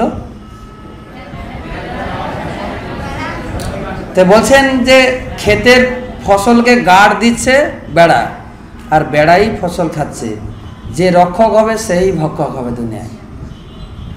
যারাই দেশের রক্ষক তারাই লুটে পুটে খাচ্ছে দেশকে, ঠিক না? এটা হচ্ছে কলিযুগের একটা লক্ষণ। দ্বিতীয়টা কি ছিল যেন? ছোচের পিছন ফুটো দিয়ে হাতি ঢুকে গেল, কিন্তু পুছ, হিন্দিতে বলে পুছ আটক গেই, লেজ আটকে গেছে। তো হাতি ঢুকে গেল, লেজ আটকে গেল, আশ্চর্য কথা না? বলছেন এই জগতে বড় বড় দুষ্কৃতিকারীরাকে ধরা যাবে না, ছোটখাটো হীরা চোর ক্ষীরা চোর ধরা পড়ে যাবে।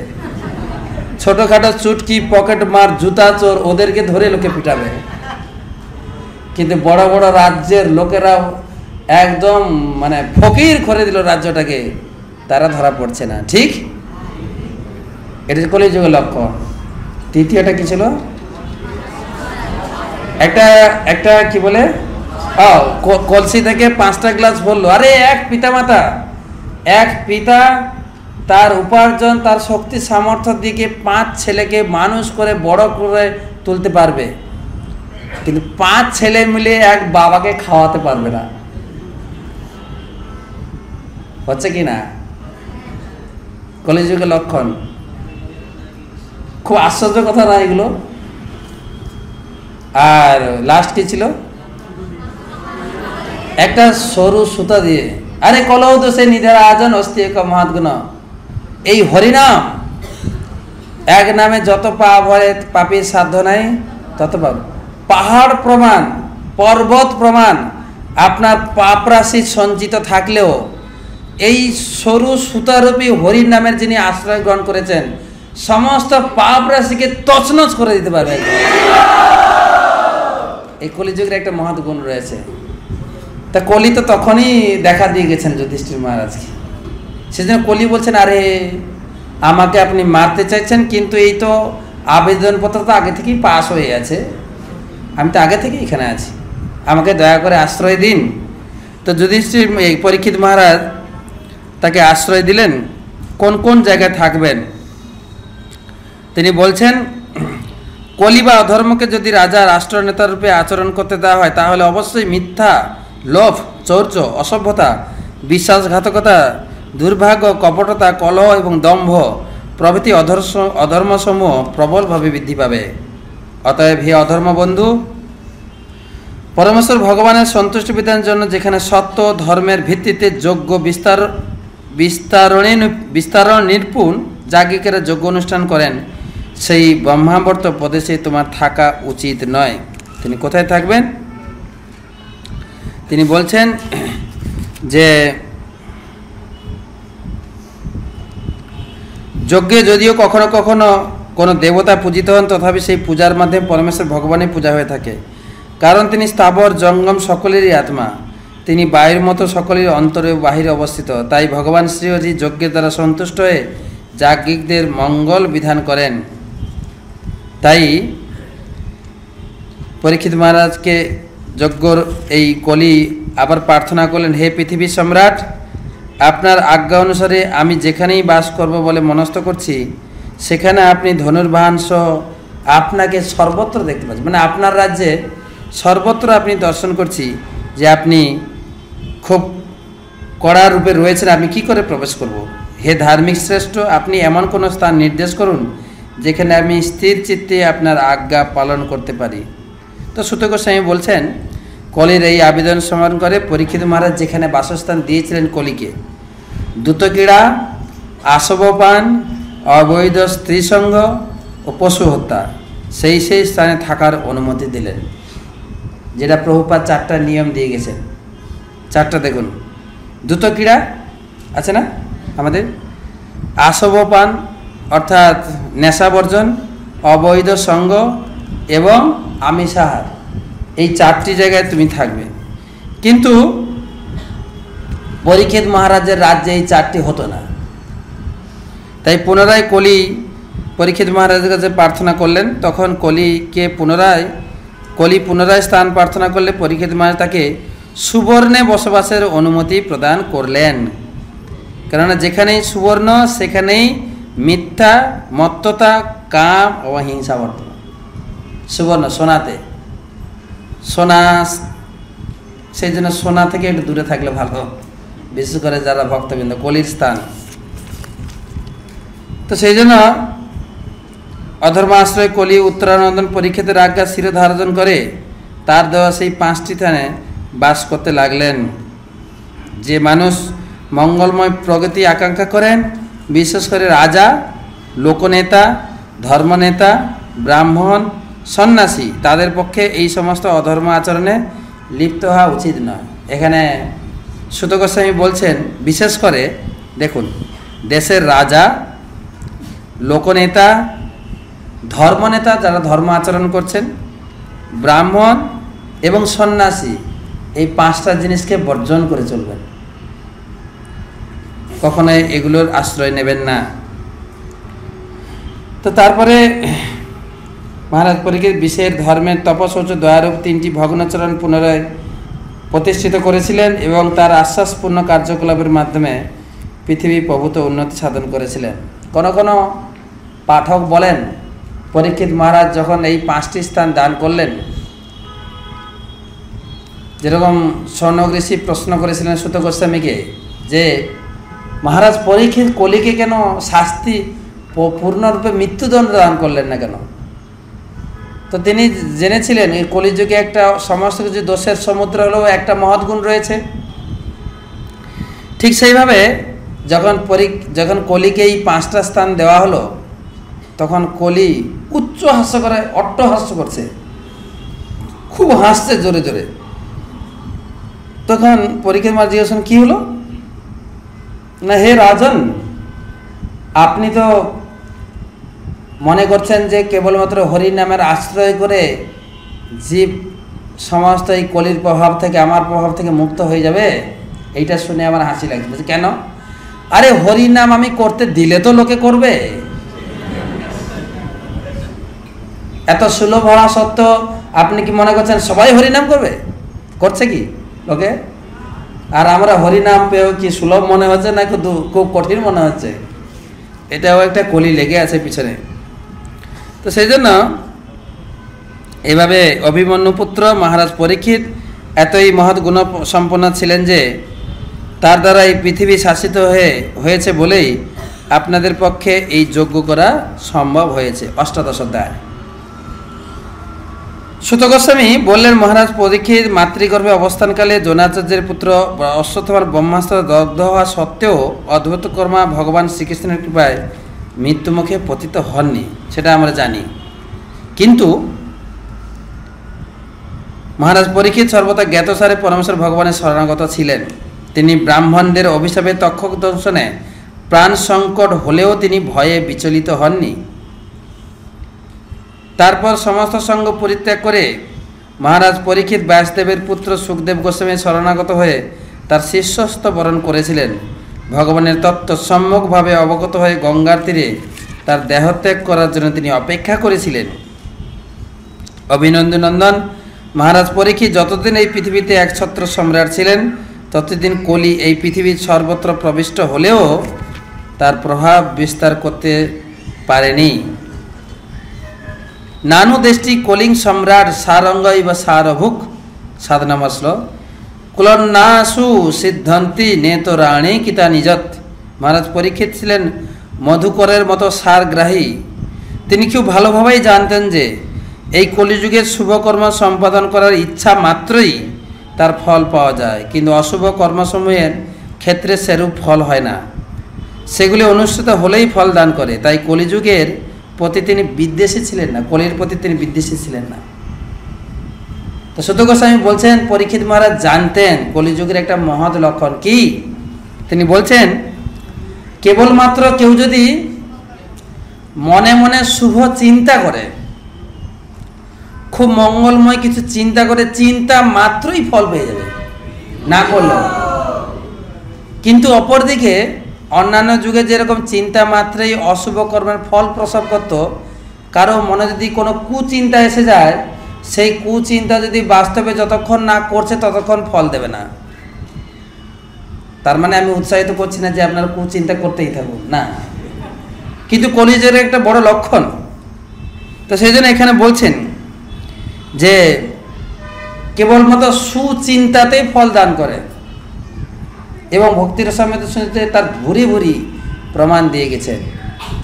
তাই কমপক্ষে মানসিকভাবেও নিয়মিত ঘরে বসে আপনি ভগবানকে ভোগ নিবেদন করে, আমাদের পূজারী কোর্সে শিখাচ্ছেন, ভগবানকে ভোগ নিবেদন করে, ভগবানকে নিবেদনের পরে সেই নৈবেদ্য নির্মাল্য আদিকম, আমাদের পূজারী আছেন নির্মাল্য আদিকম সর্ববৈষ্ণবে ভ্যো নমঃ, থালাটা নিয়ে ঘরে হাত দিয়ে ঘোরাবেন। আরে পুণ্ডরীধাম, নন্দনকানন, মায়াপুর যত বৈষ্ণব আছে সবার উদ্দেশ্যে আমি প্রসাদ নিবেদন করলাম, হরিব। তো ঘরে ডেকে কেন খাওয়াবেন? খুব অনেক বড় খরচা। ঘরে বসে বসে অনন্ত কোটি বৈষ্ণবকে খাওয়ানো যাবে, যাবে না? খাওয়ানো যাবে, কিন্তু অবশ্যই খাওয়ানো যাবে। সেই চেতনাটা তো আপনি তৈরি করতে পারেন। আর এটা হচ্ছে বিধানও, অনন্ত কোটি ভক্তের সেবা করতে পারেন। আমাদের অবন্তিপুরে সেই ব্রাহ্মণের কাহিনী শোনা যায়, ভক্তির সমৃদ্ধ সিন্ধুতে মানসিক সেবার বর্ণনা দিয়েছেন। এক ব্রাহ্মণ, তিনি সকালে ঘুম থেকে উঠে তিনি ধ্যানে বসেছেন, পবিত্র আদি নদীতে স্নান করেছেন এবং সোনার কলসিতে বিভিন্ন পবিত্র তীর্থের জল কালেকশন করেছেন। বসে থেকে ধ্যানে আছে না, ভক্তির সমৃদ্ধ সিন্ধু পড়বেন, নিয়ে এসেছেন এবং ভগবানকে উত্তম করে অভিষেক করিয়েছেন, খুব আড়ম্বর সহকারে। সোনার পাত্র দিয়ে তার বিভিন্ন সোনার আবরণ দিয়ে ভগবানকে সাজিয়েছেন, আবরণে সাজিয়েছেন। এবারে ভগবানকে ভোগ নিবেদন করবেন। ভোগ নিবেদন করার আগে ভগবানের জন্য রন্ধন করেছেন। খুব উপযুক্ত দামি দামি বস্তু এনে, শুদ্ধ ঘি, মধু, দুগ্ধ আর পায়েস বানানো যত উপযুক্ত দ্রব্য, কাজু, কিশমিশ, সব বড় বড় জিনিস এনে মনের দ্বারা তিনি পায়েস রান্না করেছেন। পায়েস রান্না করে তিনি ভগবানকে ভোগ দেবেন। ভগবানকে ভোগ দিতে গেলে কমপক্ষে অন্যান্য দ্রব্য গরম থাকলেও চাটনি পায়েস সবসময় ঠান্ডা নিবেদন করতে হয়। তো চিন্তা করছেন, এই পায়েস যদি খুব গরম থাকে তাহলে ভগবানকে নিবেদন করব কি করে? তো কতটা গরম আছে দেখি, যেই আঙুল ডুবিয়েছেন আঙুল ফসকা পড়ে গেছেন, ধ্যান ভেঙে গেছে। আর যখন দেখে ওখানে পায়েসও নেই, ভগবানও নেই, সোনার ঘোড়াও কিছুই নেই, সাক্ষাৎ লক্ষ্মীনারায়ণ এসে তাকে এখান থেকে তুলে নিয়ে বৈকুণ্ঠ লোকে চলে গেল। মানসিক সেবা এই কলিযুগে এটা একদম প্রবল রূপে রয়েছে। মানসিক সেবা মনে মনে যে কেউ যদি ভালো চিন্তা করে সে অটোমেটিক ফল পেয়ে যাবে। তো তাই পরীক্ষিত মহারাজ, হে ঋষিবৃন্দ, আপনারা আমাকে যে প্রশ্ন করেছিলেন নয়, সেই প্রশ্ন অনুসারে আমি আপনাদের মহারাজ পরীক্ষিতের পবিত্র ইতিহাস প্রসঙ্গে ভগবান শ্রীকৃষ্ণের কথা বর্ণনা করেছি। তখন ঋষিরা প্রশ্ন করছেন যে, হে সৌম্য সুত গোস্বামী, আপনি দীর্ঘায়ু হন, আপনার যশ অনন্ত যশ লাভ করুন, কেননা আপনি অত্যন্ত সুন্দরভাবে পরমেশ্বর ভগবান শ্রীকৃষ্ণের কার্যকলাপ আমাদের কাছে বর্ণনা করেছেন। আমাদের মতো মরণশীল জীবেদের কাছে ঠিক অমৃতের মতো, যে অমৃতের মতো এই কথা আমাদের শুনিয়েছেন, সেই জন্য আপনি ধন্য। আরে আমরা যে যজ্ঞ অনুষ্ঠান করেছি তাতে ভুল ত্রুটি জনিত বহুবিধ বিঘ্ন, তাই আমরা জানি না নিশ্চিতভাবে তার ফল পাবো কিনা। আরে ফল পাবো কিনা জানি না, এই চোখের জল মুছতে মুছতে আমাদের চোখ সব অন্ধ হয়ে গেছে। আমাদের কয়েকদিন আগে এখানে যজ্ঞ হয়েছিল, ওরে বাবা, ব্রাহ্মণেরা আহুতি দিবে কি এরকম করছে। আমি একটা যজ্ঞ কুণ্ডে ছিলাম, আমি ভাবলাম হয়তো আমার প্রেমে সেগুলো কিনা, জল আর জল নামছে। ধূমের দ্বারা লিখেছেন, ধূমের দ্বারা বিবর্ণ আমাদের দেহকে আপনি গোবিন্দের চরণামৃতে অমৃত পান করিয়েছে। আরে ধূমের দ্বারা আমরা জর্জরিত হয়ে গেছি। আমি তো মাত্র 1 ঘন্টা না 2 ঘন্টা বসেছিলাম, 1000 বছর মুনি ঋষিরা যজ্ঞ করেছে, বলে জর্জরিত হয়েছে। সেই জর্জরিত দেহকে সেই ছাইতে আপনি মোটামুটি ঘি ঢেলে একটু উর্বর করেছেন। সেই জন্য বলা হচ্ছে, তুলনায় তুলয়াম লবে নাপি ন স্বর্গম না পুনর্ভবম ভগবৎ সঙ্গী সঙ্গীয়স মর্তানাম কিমুতাশিস। আরে ভগবৎ সঙ্গীর সঙ্গে নিমেষ মাত্র সঙ্গ করার ফলে জীবের যে অসীম মঙ্গল সাধিত হয়, তার সঙ্গে স্বর্গের আর মোক্ষের কি তুলনা করা যায়? তখন মরণশীল মানুষের জাগতিক সমৃদ্ধির কথা আর কি বলার আছে। আরে লবমাত্র সাধুসঙ্গের যে ঘটনা এখানে বলছেন, যে লবমাত্র সাধুসঙ্গের যে অসীম ফল তা আমরা উপলব্ধি করতে পারছি। আর সেই লবমাত্র কোথায়? আজকে আপনি কতক্ষণ ধরে আমাদেরকে শোনাতেই আছেন। আপনি আরও শোনান। চৈতন্য মহাপ্রভু বলেছেন, লবমাত্র সাধুসঙ্গে সর্বসিদ্ধি হয়ে। তো এর সম্বন্ধে অনেক কাহিনী আছে, আমি বিস্তারিত বর্ণনা করছি না। তো 15 নম্বর শ্লোক, হে সুত গোস্বামী, আপনি বিদ্বান, ভগবানের শুদ্ধ ভক্ত, কারণ ভগবানের সেবাই আপনার একমাত্র উদ্দেশ্য। তাই দয়া করে ভগবানের লীলাসমূহ বর্ণনা করুন, আরও করুন। সমস্ত ভৌতিক বিচার ব্যতীত কেনই বা সেই বাণী গ্রহণ করতে আমরা আগ্রহী। হে সুত গোস্বামী, ভাগবত মহারাজ পরীক্ষিত ব্যাসনন্দন সুখদেবের কাছ থেকে ভগবত তত্ত্ব লাভ করে গরুড়ধ্বজ শ্রীকৃষ্ণের পাদপদ্মে প্রাপ্তিরূপ মোক্ষ লাভ করেছিলেন। সেই কথা আপনি দয়া করে খুব শীঘ্রই সেই সুখদেব প্রসঙ্গ, সুখদেব যে পরীক্ষিত মহারাজকে যে কথা শুনে সেইটা বলুন। এখন তো ওই কথা চালুই হয়নি, জাস্ট ভূমিকা চলছে, শুধু ভাগবতের ভূমিকা। সুখদেব গোস্বামী যে ভাগবত শুনিয়েছিলেন পরীক্ষিত মহারাজ, সে কথা তো শুরু হবে 2য় স্কন্ধে, অনেক পরে। জানি না 1 বছর অপেক্ষা করতে হয় কিনা, এখন চলছে প্রস্তুতি। আর তারা অধীর হয়ে বলছেন কখন আপনি শুরু করবেন সেই কথা। তো সুত গোস্বামী, যদিও আমরা শঙ্কর বর্ণভূত তথাপি জ্ঞানবিদ্ধ পুরুষদের সেবা করার ফলেই, সুত গোস্বামী বলছেন, কেবল সফল জন্মা হয়েছি। এই প্রকার মহাত্মাদের সঙ্গে কেবল বার্তালাপ করার ফলেই নিম্নকুলে জন্মহিত অযোগ্যতা অচিরেই বিদূরিত হয়ে যায়। পাঠক বলছে, আরে শ্রোতা তো পাঠকের গুণকীর্তন করলেন, এবার পাঠক শ্রোতার গুণকীর্তন করছে। আরে আপনাদের মতো লোকেদের কাছে, বয়োবৃদ্ধ জ্ঞানবৃদ্ধ লোকেদের কাছে আমি ভাগবত কথা শুনিয়ে তো আমি ধন্য হয়ে গেলাম। কেননা আমার জন্ম হয়েছে সুতকুলে, শঙ্কর বর্ণভূত, আমি সুত পরিবারে জন্মগ্রহণ করেছি এবং এই প্রকার মহাত্মা আপনাদের মতো মহাত্মাদের সামনে আমি এই ভগবানের বার্তালাপ, আপনাদের প্রশ্নের উত্তর দিয়ে ভগবানের গুণকীর্তন করে আমার নিম্নজনিত জগৎ অযোগ্যতা আজকে আমার সফল হয়ে গেল। কে যদি হরিকথা শোনে আর হরিকথা অন্যের কাছে বিতরণ করে, দুটোই সমপরিমাণ কাজ করবে, সে নিজেকেও শুদ্ধ করে নিতে পারেন।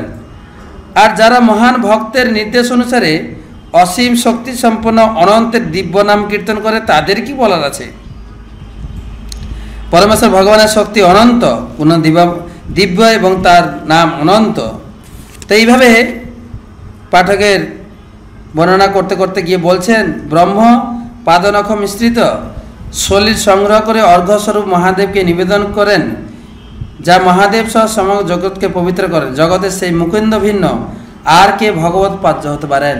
যে গঙ্গা, ভগবানের সেই পদমিশ্রিত জল, গঙ্গা জগৎকে পবিত্র করে, সেই পাদপদ্ম সমৃত ভগবান শ্রীকৃষ্ণ ছাড়া জগতে কে পবিত্র করতে পারে এবং কাকেই বা ভগবান বলে গ্রহণ করা যেতে পারে? হে সূর্য সদৃশ দীপ্তিমান ঋষিগণ, শ্রী বিষ্ণুর অপ্রাকৃত লীলা আমার জ্ঞান অনুসারে যথাযথ বর্ণনা করার চেষ্টা করব। পাখিরা যেমন তাদের শক্তি অনুসারে আকাশে বিচরণ করে, তেমনি পণ্ডিতরা তার উপলব্ধি অনুসারে ভগবতের লীলা বর্ণনা করে। আরে আকাশ অনন্ত, ভগবানের লীলা মহিমাও অনন্ত, কিন্তু পাখিরা যেরকম আকাশে উড়ার চেষ্টা করে, তার যতটুকু ক্ষমতা সে ততটুকু উঠতে পারে। হে ঋষিগণ, আমিও আমার উপলব্ধি অনুসারে এই ভগবত সমুদ্রের আমার যথাযোগ্য যথাসাধ্য অনুসারে আপনাদের কাছে বর্ণনা করার চেষ্টা করব। তিনি বলছেন যে একসময় মহারাজ পরীক্ষিত সরাসনে স্বরযোজন করে মৃগয়ার্থে বনে মৃগের অনুসরণ করতে করতে অত্যন্ত ক্লান্ত, ক্ষুধা ও পিপাসায় কাতর হয়ে পড়লেন। জলাশয়ের অন্বেষণ করতে করতে সম্যক ঋষির আশ্রমে প্রবিষ্ট হলেন এবং দেখলেন এক মুনি নয়ন নিমিলিত করে প্রশান্তভাবে উপসরণ করে আছেন।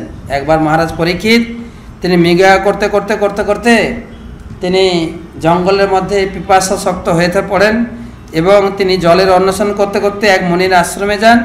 তিনি দেখেন তিনি জলের অন্বেষণ করেন এবং জল প্রার্থনা করেন, কিন্তু মুনি ছিলেন ধ্যানগ্রস্ত অবস্থা, তার কোনো বাহ্যজ্ঞান ছিল না।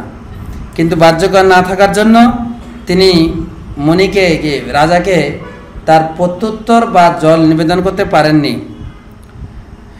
রাজা যখন দেখলেন যে 28 মুনি তাকে তৃণাসন স্থান অর্ঘ্য কিছুই প্রদান করলেন না, এমনকি প্রিয় বচনেও সম্ভাষণ করলেন না, তখন তিনি নিজেকে অপমানিত করে অত্যন্ত ক্রোধান্বিত হলেন।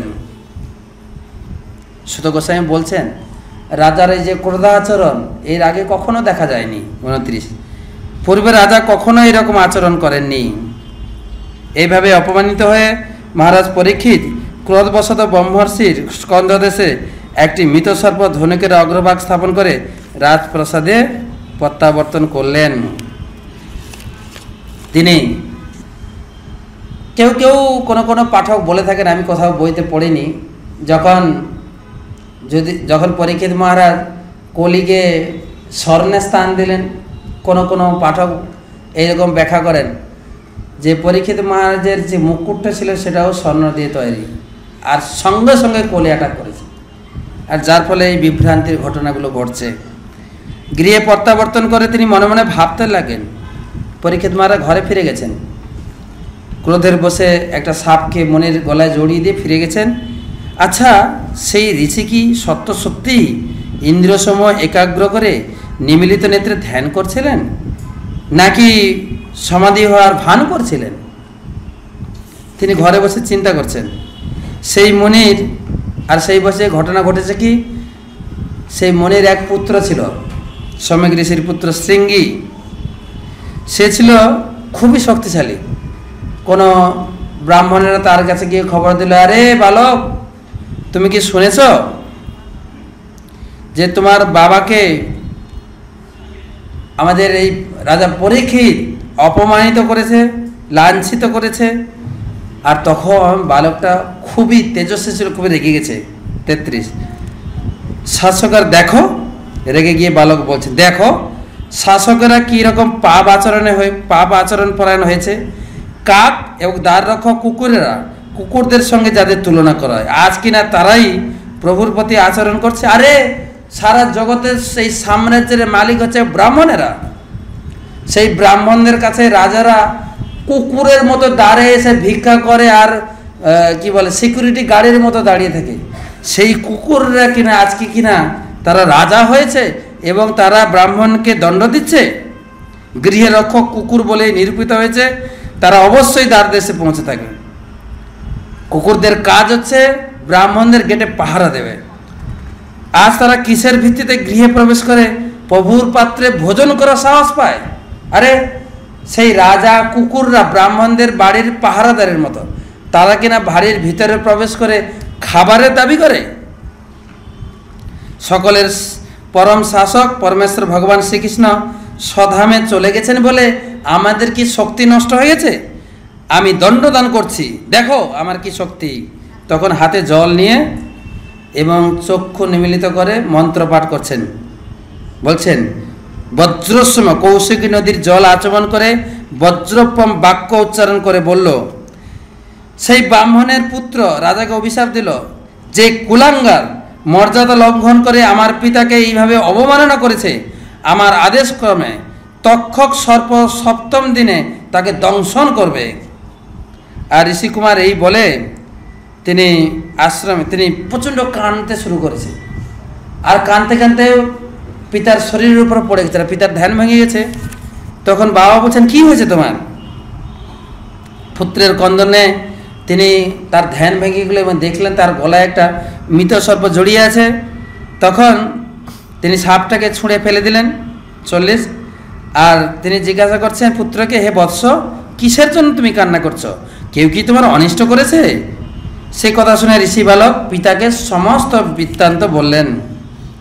আর তখন সেই সময় ঋষি পুত্রের এই কথাতে হায় হায় করলেন, প্রশংসা করলেন না। তিনি পক্ষান্তরে তিনি পুত্রকে বললেন, আহা কি দুঃখের বিষয়, তুমি কি মহাপাপ করেছ, লঘু পাপে গুরুদণ্ড দিয়েছ। হে বৎস, তোমার বুদ্ধি অপরিণত, তাই যে রাজা নরশ্রেষ্ঠ এবং বিষ্ণুতুল্য বলে বিদিত, তার দুর্বিষহ তেজের প্রভাবে সমস্ত প্রজারা সুরক্ষিত হয়ে আর নির্ভয়ে ঐশ্বর্য সুখ ভোগ করে। আর সাধারণ মানুষের সমতুল্য বলে মনে করে তাকে সাধারণ বলে মনে করা তোমার উচিত হয়নি। আর যেই রাজার সুরক্ষিত প্রভাবে আমরা মুনি ঋষিরা এই ধর্ম আচরণ সুরক্ষিতভাবে করতে পারি, সেই রাজা যদি জগৎ থেকে চলে যায়, সেই রাজার অভাবে জগতে দুর্বৃত্ত এবং ব্রাহ্মণদের অত্যাচার খুব বেড়ে যাবে। কিন্তু ব্রাহ্মণদেরকে খুব অত্যাচার করবে লোকে। তাই তিনি বলছেন যে তিরস্কৃতা 47। তখন সেই ঋষি সর্বব্যাপ্ত পরমেশ্বর ভগবানের কাছে প্রার্থনা করলেন তিনি যেন তার বুদ্ধিহীন অপরিণত বালক পুত্রকে ক্ষমা করেন, যে সমস্ত পাপ থেকে মুক্ত তার মহান ভক্তকে অভিশাপ দিয়ে অপরাধ করেছে। মুনি সঙ্গে সঙ্গে তার ছেলের জন্য ভগবানের কাছে প্রার্থনা করে, হে ভগবান, আপনার ভক্তকে এত বড় অভিশাপ দিয়ে সে মহা অপরাধ করে ফেলেছে, দয়া করে তাকে ক্ষমা করুন। তখন মুনি রাজার প্রশংসা করছেন, তিরস্কৃতা বিপ্রলব্ধা সপ্তা ক্ষিপ্তা হতা অপি নাশ্য তৎপতি কুর্বন্তী তদ্ভক্তা প্রভব অপিহি। আরে ভগবানের ভক্ত এতই সহিষ্ণু যে যদি তারা অপমানিত হন, প্রতারিত হন, অভিশপ্ত হন, বিচলিত, উপেক্ষিত, এমনকি নিহত হলেও তারা কখনো কারো প্রতিশোধ নেওয়ার চেষ্টা করেন। আরে পরীক্ষিত মহারাজের প্রতিশোধ নেওয়ার ক্ষমতা ছিল, তিনি ছিলেন বৈষ্ণব, তিনি উল্টে তিনি প্রতিশোধ নেওয়ার জন্য তিনি পুনরায় অভিশাপ দিতে পারতেন। কিন্তু মুনি ঋষি বলছেন না, তিনি হচ্ছেন কৃষ্ণ ভক্ত, তিনি করবেন না। প্রায়শ সাধব লোকে পরদ্বন্দ্বেষু যোজিতা ন ব্যথন্তি ন হৃষন্তি যত আত্মা অগুণাশ্রয়। সংসারে প্রায় সাধুরা অন্য কর্তৃক সুখ দুঃখ প্রাপ্ত হলেও তাতে বিহল হন না, কেননা তারা সুখ দুঃখ আদি গুণে অনাসক্ত। লাস্ট অধ্যায়।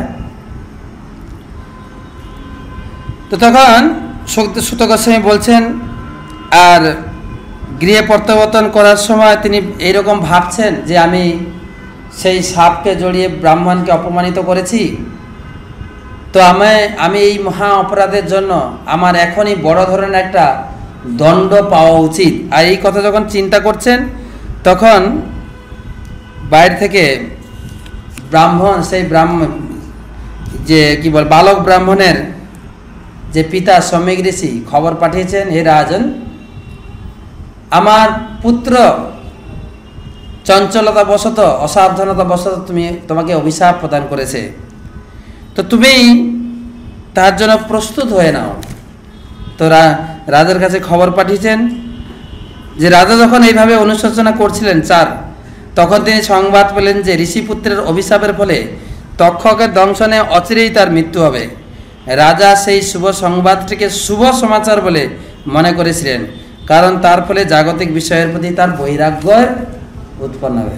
একজন রাজা তিনি কিভাবে ভগবানের কৃপা বলে গ্রহণ করছেন। আমরা কতগুলো ঘটনা দেখলাম, পাণ্ডব বংশের এইরকম পরম্পরা চলেই আসছে, তাই না? দ্রৌপদী থেকে শুরু করে যত ঘটনা আমরা দেখে আসছি, এই পরীক্ষিত মহারাজের ক্ষেত্রেও তাই। শ্রীকৃষ্ণের পাদপদ্মের সেবা সর্ববিধ পুরুষার্থের সারথিসার জেনে মহারাজ পরীক্ষিত আত্মা উপলব্ধির অন্য সমস্ত পন্থা পরিত্যাগ করে সেই শ্রীকৃষ্ণের পাদপদ্মে তার চিত্ত একাগ্র করার জন্য সুরধিনী গঙ্গার তীরে পয়োবসন করলেন। যদিও এখানে বলা হয়েছে, তো শীঘ্রই তিনি তার পুত্র জন্মঞ্জয়কে ডেকে রাজ্যভার অর্পণ করে তিনি এই 7 দিনের সুযোগ সদ্ব্যবহার করার জন্য গৃহ পরিত্যাগ করে তিনি চললেন পয়োপবেশন সুরধুনীর তীরে, গঙ্গার তীরে চললেন। আর তাকে দেখে যে সমস্ত মুনিরা এসে সেই ভুবন পাবন মহানুভব মুনিরা তাদের শিষ্য সহ এখানে এসেছিলেন। কারা কারা এসেছিলেন সব মুনিদের লিস্ট আছে, সেটা আপনারা পড়বেন। বড় লিস্ট দেখেন 9-10: অত্রি, বশিষ্ঠ, চবন, শরদ্যান, অরিষ্টনেমি, ভৃগু, অঙ্গিরা, পরাশর, বিশ্বামিত্র, পরশুরাম, উত্তত্ত, ইন্দ্রপমত, ইদনাবাহু, মেধাতিথি, দেবল, আষ্টিসেন, ভরদ্বাজ, গৌতম, পিপল্লাদ, মৈত্রেয়, ঔর্ব, কবচ, কুম্ভজনী, দ্বৈপায়ন মানে ব্যাসদেব, ভগবান নারদ হাজির। মহর্ষিরা ব্রহ্মাণ্ডের বিভিন্ন স্থান থেকে সশিষ্য পরিবৃত্ত হয়ে ওখানে এসেছেন সেই মহারাজের কাছে। মহারাজ পরীক্ষিত যেখানে পয়োপবেশন করছেন। এছাড়া অন্য অনেক দেবর্ষি, মহর্ষি, রাজর্ষি, অরুণাদি ঋষিগণ সেখানে উপস্থিত হয়েছিলেন। সমবেত শ্রেষ্ঠ ঋষিদের দর্শন করে রাজা তাদের যথাবিধি পূজা করলেন এবং মস্তক দ্বারা ভূমি স্পর্শ করে তাদের প্রণাম করলেন। তো খবর পাওয়ার সাথে সাথে রাজা ঘর বাড়ি ছেড়ে ভগবানের ধ্যান মগ্ন থাকার জন্য পবিত্র নদীর পাশে গিয়ে তিনি ভগবানের সেই কৃপার অপেক্ষা করে জীবন ত্যাগ করতে প্রস্তুত হলেন।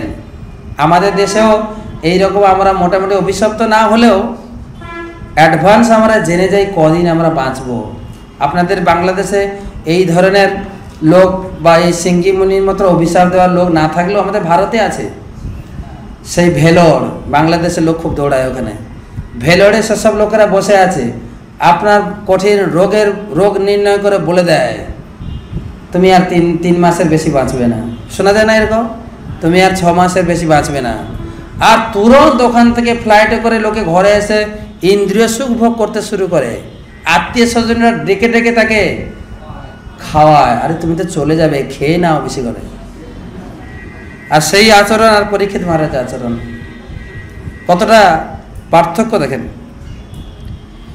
তো তিনি তারপর তারা সকলেই যখন সুখে উপবেশন করছেন তখন রাজা তাদের পুনরায় প্রণাম করে বিনীতভাবে গীতাঞ্জলি পুড়ে তার পয়োপবেশনের অভিলাষের কথা বললেন।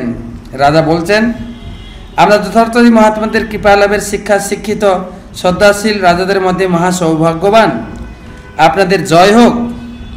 রাজকুল আবর্জনার মতো দূরে বর্জনীয়, কিন্তু এই আমার অন্তিম সময়ে যে আপনারা এসে আমার সামনে উপস্থিত হয়েছেন সেই জন্য আমি আপনাদের চরণে বিশেষভাবে কৃতজ্ঞ।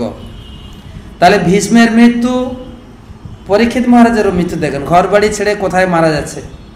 ভাগবতমের কি শিক্ষা প্রদান করা হচ্ছে। আমি সমস্ত ব্রাহ্মণদের প্রণতি নিবেদন করে পুনরায় প্রার্থনা করছি, যদি আমাকে আবার এই জগতে জন্মগ্রহণ করতে হয়, তবে যেন অনন্ত ভগবান শ্রীকৃষ্ণের প্রতি আমার পূর্ণ আসক্তি থাকে, আমি যেন সর্বদা ভগবত ভক্তের সঙ্গ লাভ করতে পারি, সমস্ত জীবের প্রতি আমার যেন মৈত্রী ভাব থাকে। এইভাবে তিনি উত্তরমুখী হয়ে কুশাসনে পূর্ণমূলে তিনি অবস্থান করছেন। আর পরীক্ষিত মহারাজের এই পয়বসনে স্বর্গের দেবতারাও পুষ্পবৃষ্টি করতে লাগলেন, দুন্দুভি বুঝে বাজাতে লাগলেন। আর সবাই তাকে সাধু সাধু বলে, সাধু সাধু বলে তারা প্রশংসা করলেন। হে ভগবান, শ্রীকৃষ্ণের নিষ্ঠাপরায়ণ অনুসরণকারী পাণ্ডু বংশীয় রাজর্ষিদের কুলতিলক, আপনি যে পরমেশ্বর ভগবানের নিত্য সান্নিধ্য লাভের জন্য বহু রাজাদের মুকুটে শোভিত আপনার সিংহাসন পরিত্যাগ করেছেন, আশ্চর্যের কিছুই নয়, প্রশংসা করছেন রাজার।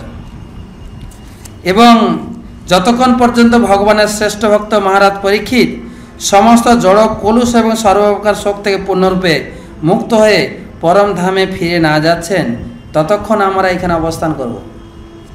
আপনি যতক্ষণ এখান থেকে এই ধরাধাম ছেড়ে ভগবত ধামে না ফিরছেন, আপনি আশ্বাস রাখুন হে রাজন, আপনার জন্য আমরা এখানে অবস্থান করব বলছেন।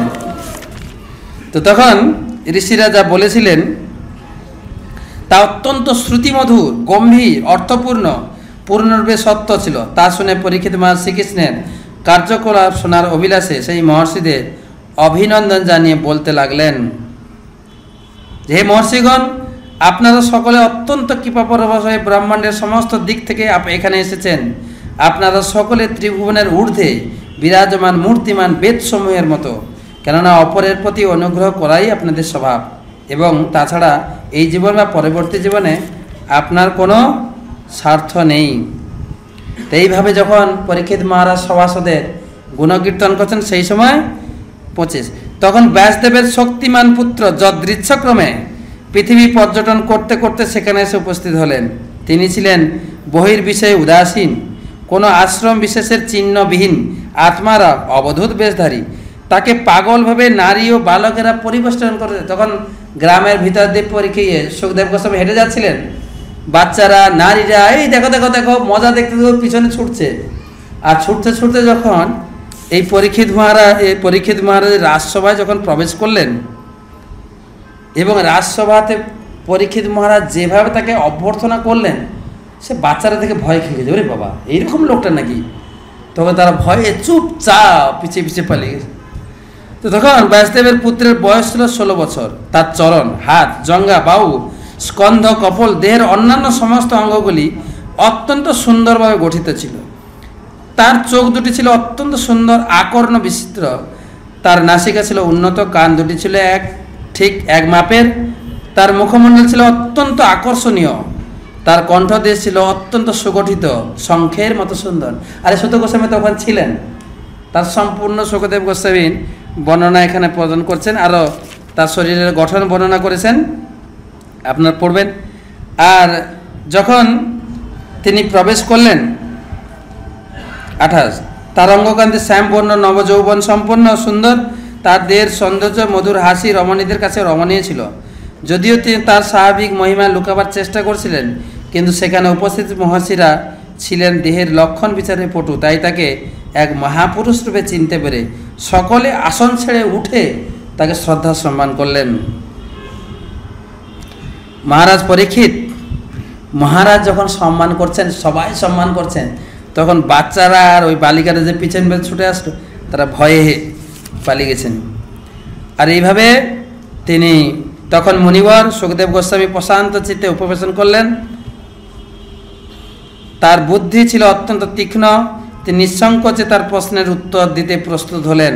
পরম ভাগবত মহারাজ পরীক্ষিত তার কাছে তাকে অবনত মস্তকে প্রণতি নিবেদন করে জোড় হাত করে মধুর বচনে তাকে প্রশ্ন করতে লাগলেন। পরীক্ষিত মহারাজ তখন সুখদেব গোস্বামীর পাদপদ্ম পূজা করলেন, আরাধনা করলেন, প্রণাম করে তিনি বন্দনা করছেন, হে ব্রাহ্মণ, আপনি কৃপা করে আমার অতিথিরূপে উপস্থিত হয়ে আমাদের তীর্থের মতো পবিত্র করেছেন। আপনার কৃপায় আমরা অযোগ্য ক্ষত্রিয় হওয়া সত্ত্বেও ভক্তদের সেবা করার যোগ্যতা অর্জন করেছি। কেবলমাত্র আপনাকে স্মরণ করার ফলে তাদের গৃহ তৎক্ষণাৎ পবিত্র হয়ে যায়। অতএব আপনাকে দর্শন, স্পর্শন, পাদপ্রক্ষালন, গৃহে আসনাদি দান করা ফলে যে কী লাভ হয় তা কে বর্ণনা করতে পারে। তো অনেকগুলো শ্লোক দিয়ে তিনি বর্ণনা করেছেন। তো তা না, এখন আমার প্রশ্ন হচ্ছে 37, আপনি পরম যোগী এবং ভক্তদের গুরু, তাই আমি আপনার কাছে প্রার্থনা করছি আপনি সকলের, বিশেষ করে যে মানুষের মৃত্যু আসন্ন, তার সিদ্ধিলাভের পন্থা আপনি বর্ণনা করুন। ম্রিয়মাণস্য সর্বথা অত পৃচ্ছামি সংসিদ্ধিম যোগিনাম পরমম গুরুম পুরুষস্য যৎকার্যম ম্রিয়মাণস্য। আরে যে মানুষ মারা যাচ্ছে তার কি করণীয় সেটা আপনি নির্দেশ করুন। তো এইভাবে এইটাই ছিল তার প্রশ্ন। হে মহাতেজস্বী ব্রাহ্মণ, দয়া করে আমাকে বলুন মানুষের কি স্মরণ করা উচিত, কি কীর্তন করা উচিত, কি স্মরণ করা উচিত, কি ভজন করা উচিত, আর এটাও বলুন কি করা উচিত নয়, তাও কৃপা করে বলুন। হে মহাতেজস্বী ব্রাহ্মণ, আপনার দর্শন অত্যন্ত দুর্লভ। শোনা যায় যে সময়ের মধ্যে একটি গাভী দহন করা যায় আপনি ততক্ষণ কোনো গৃহস্থের গৃহে অবস্থান করেন না।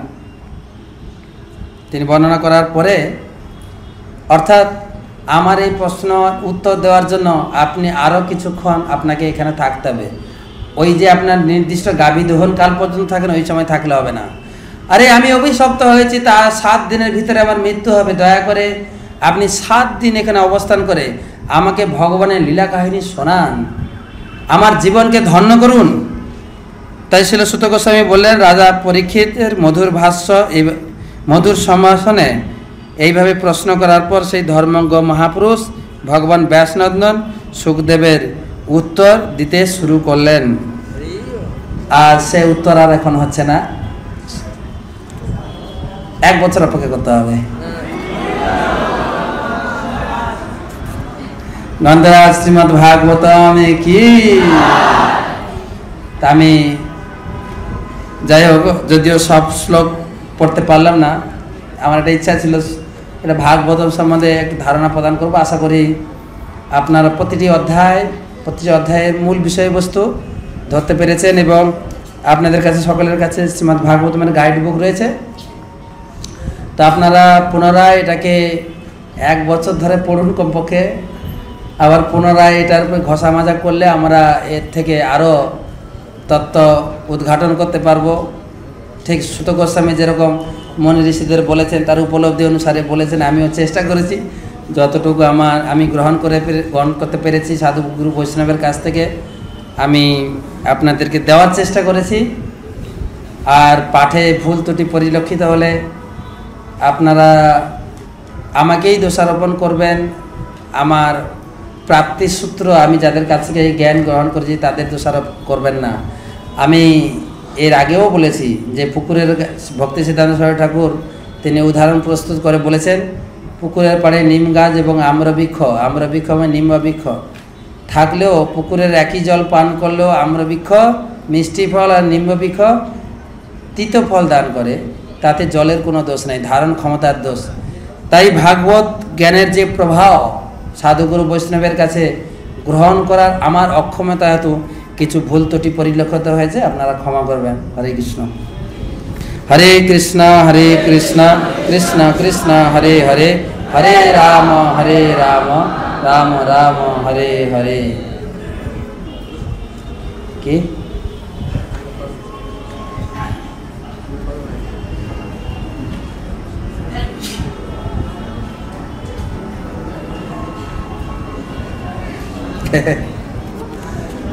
তা আমাদের আর অল্প কিছু কার্যক্রম বাকি আছে,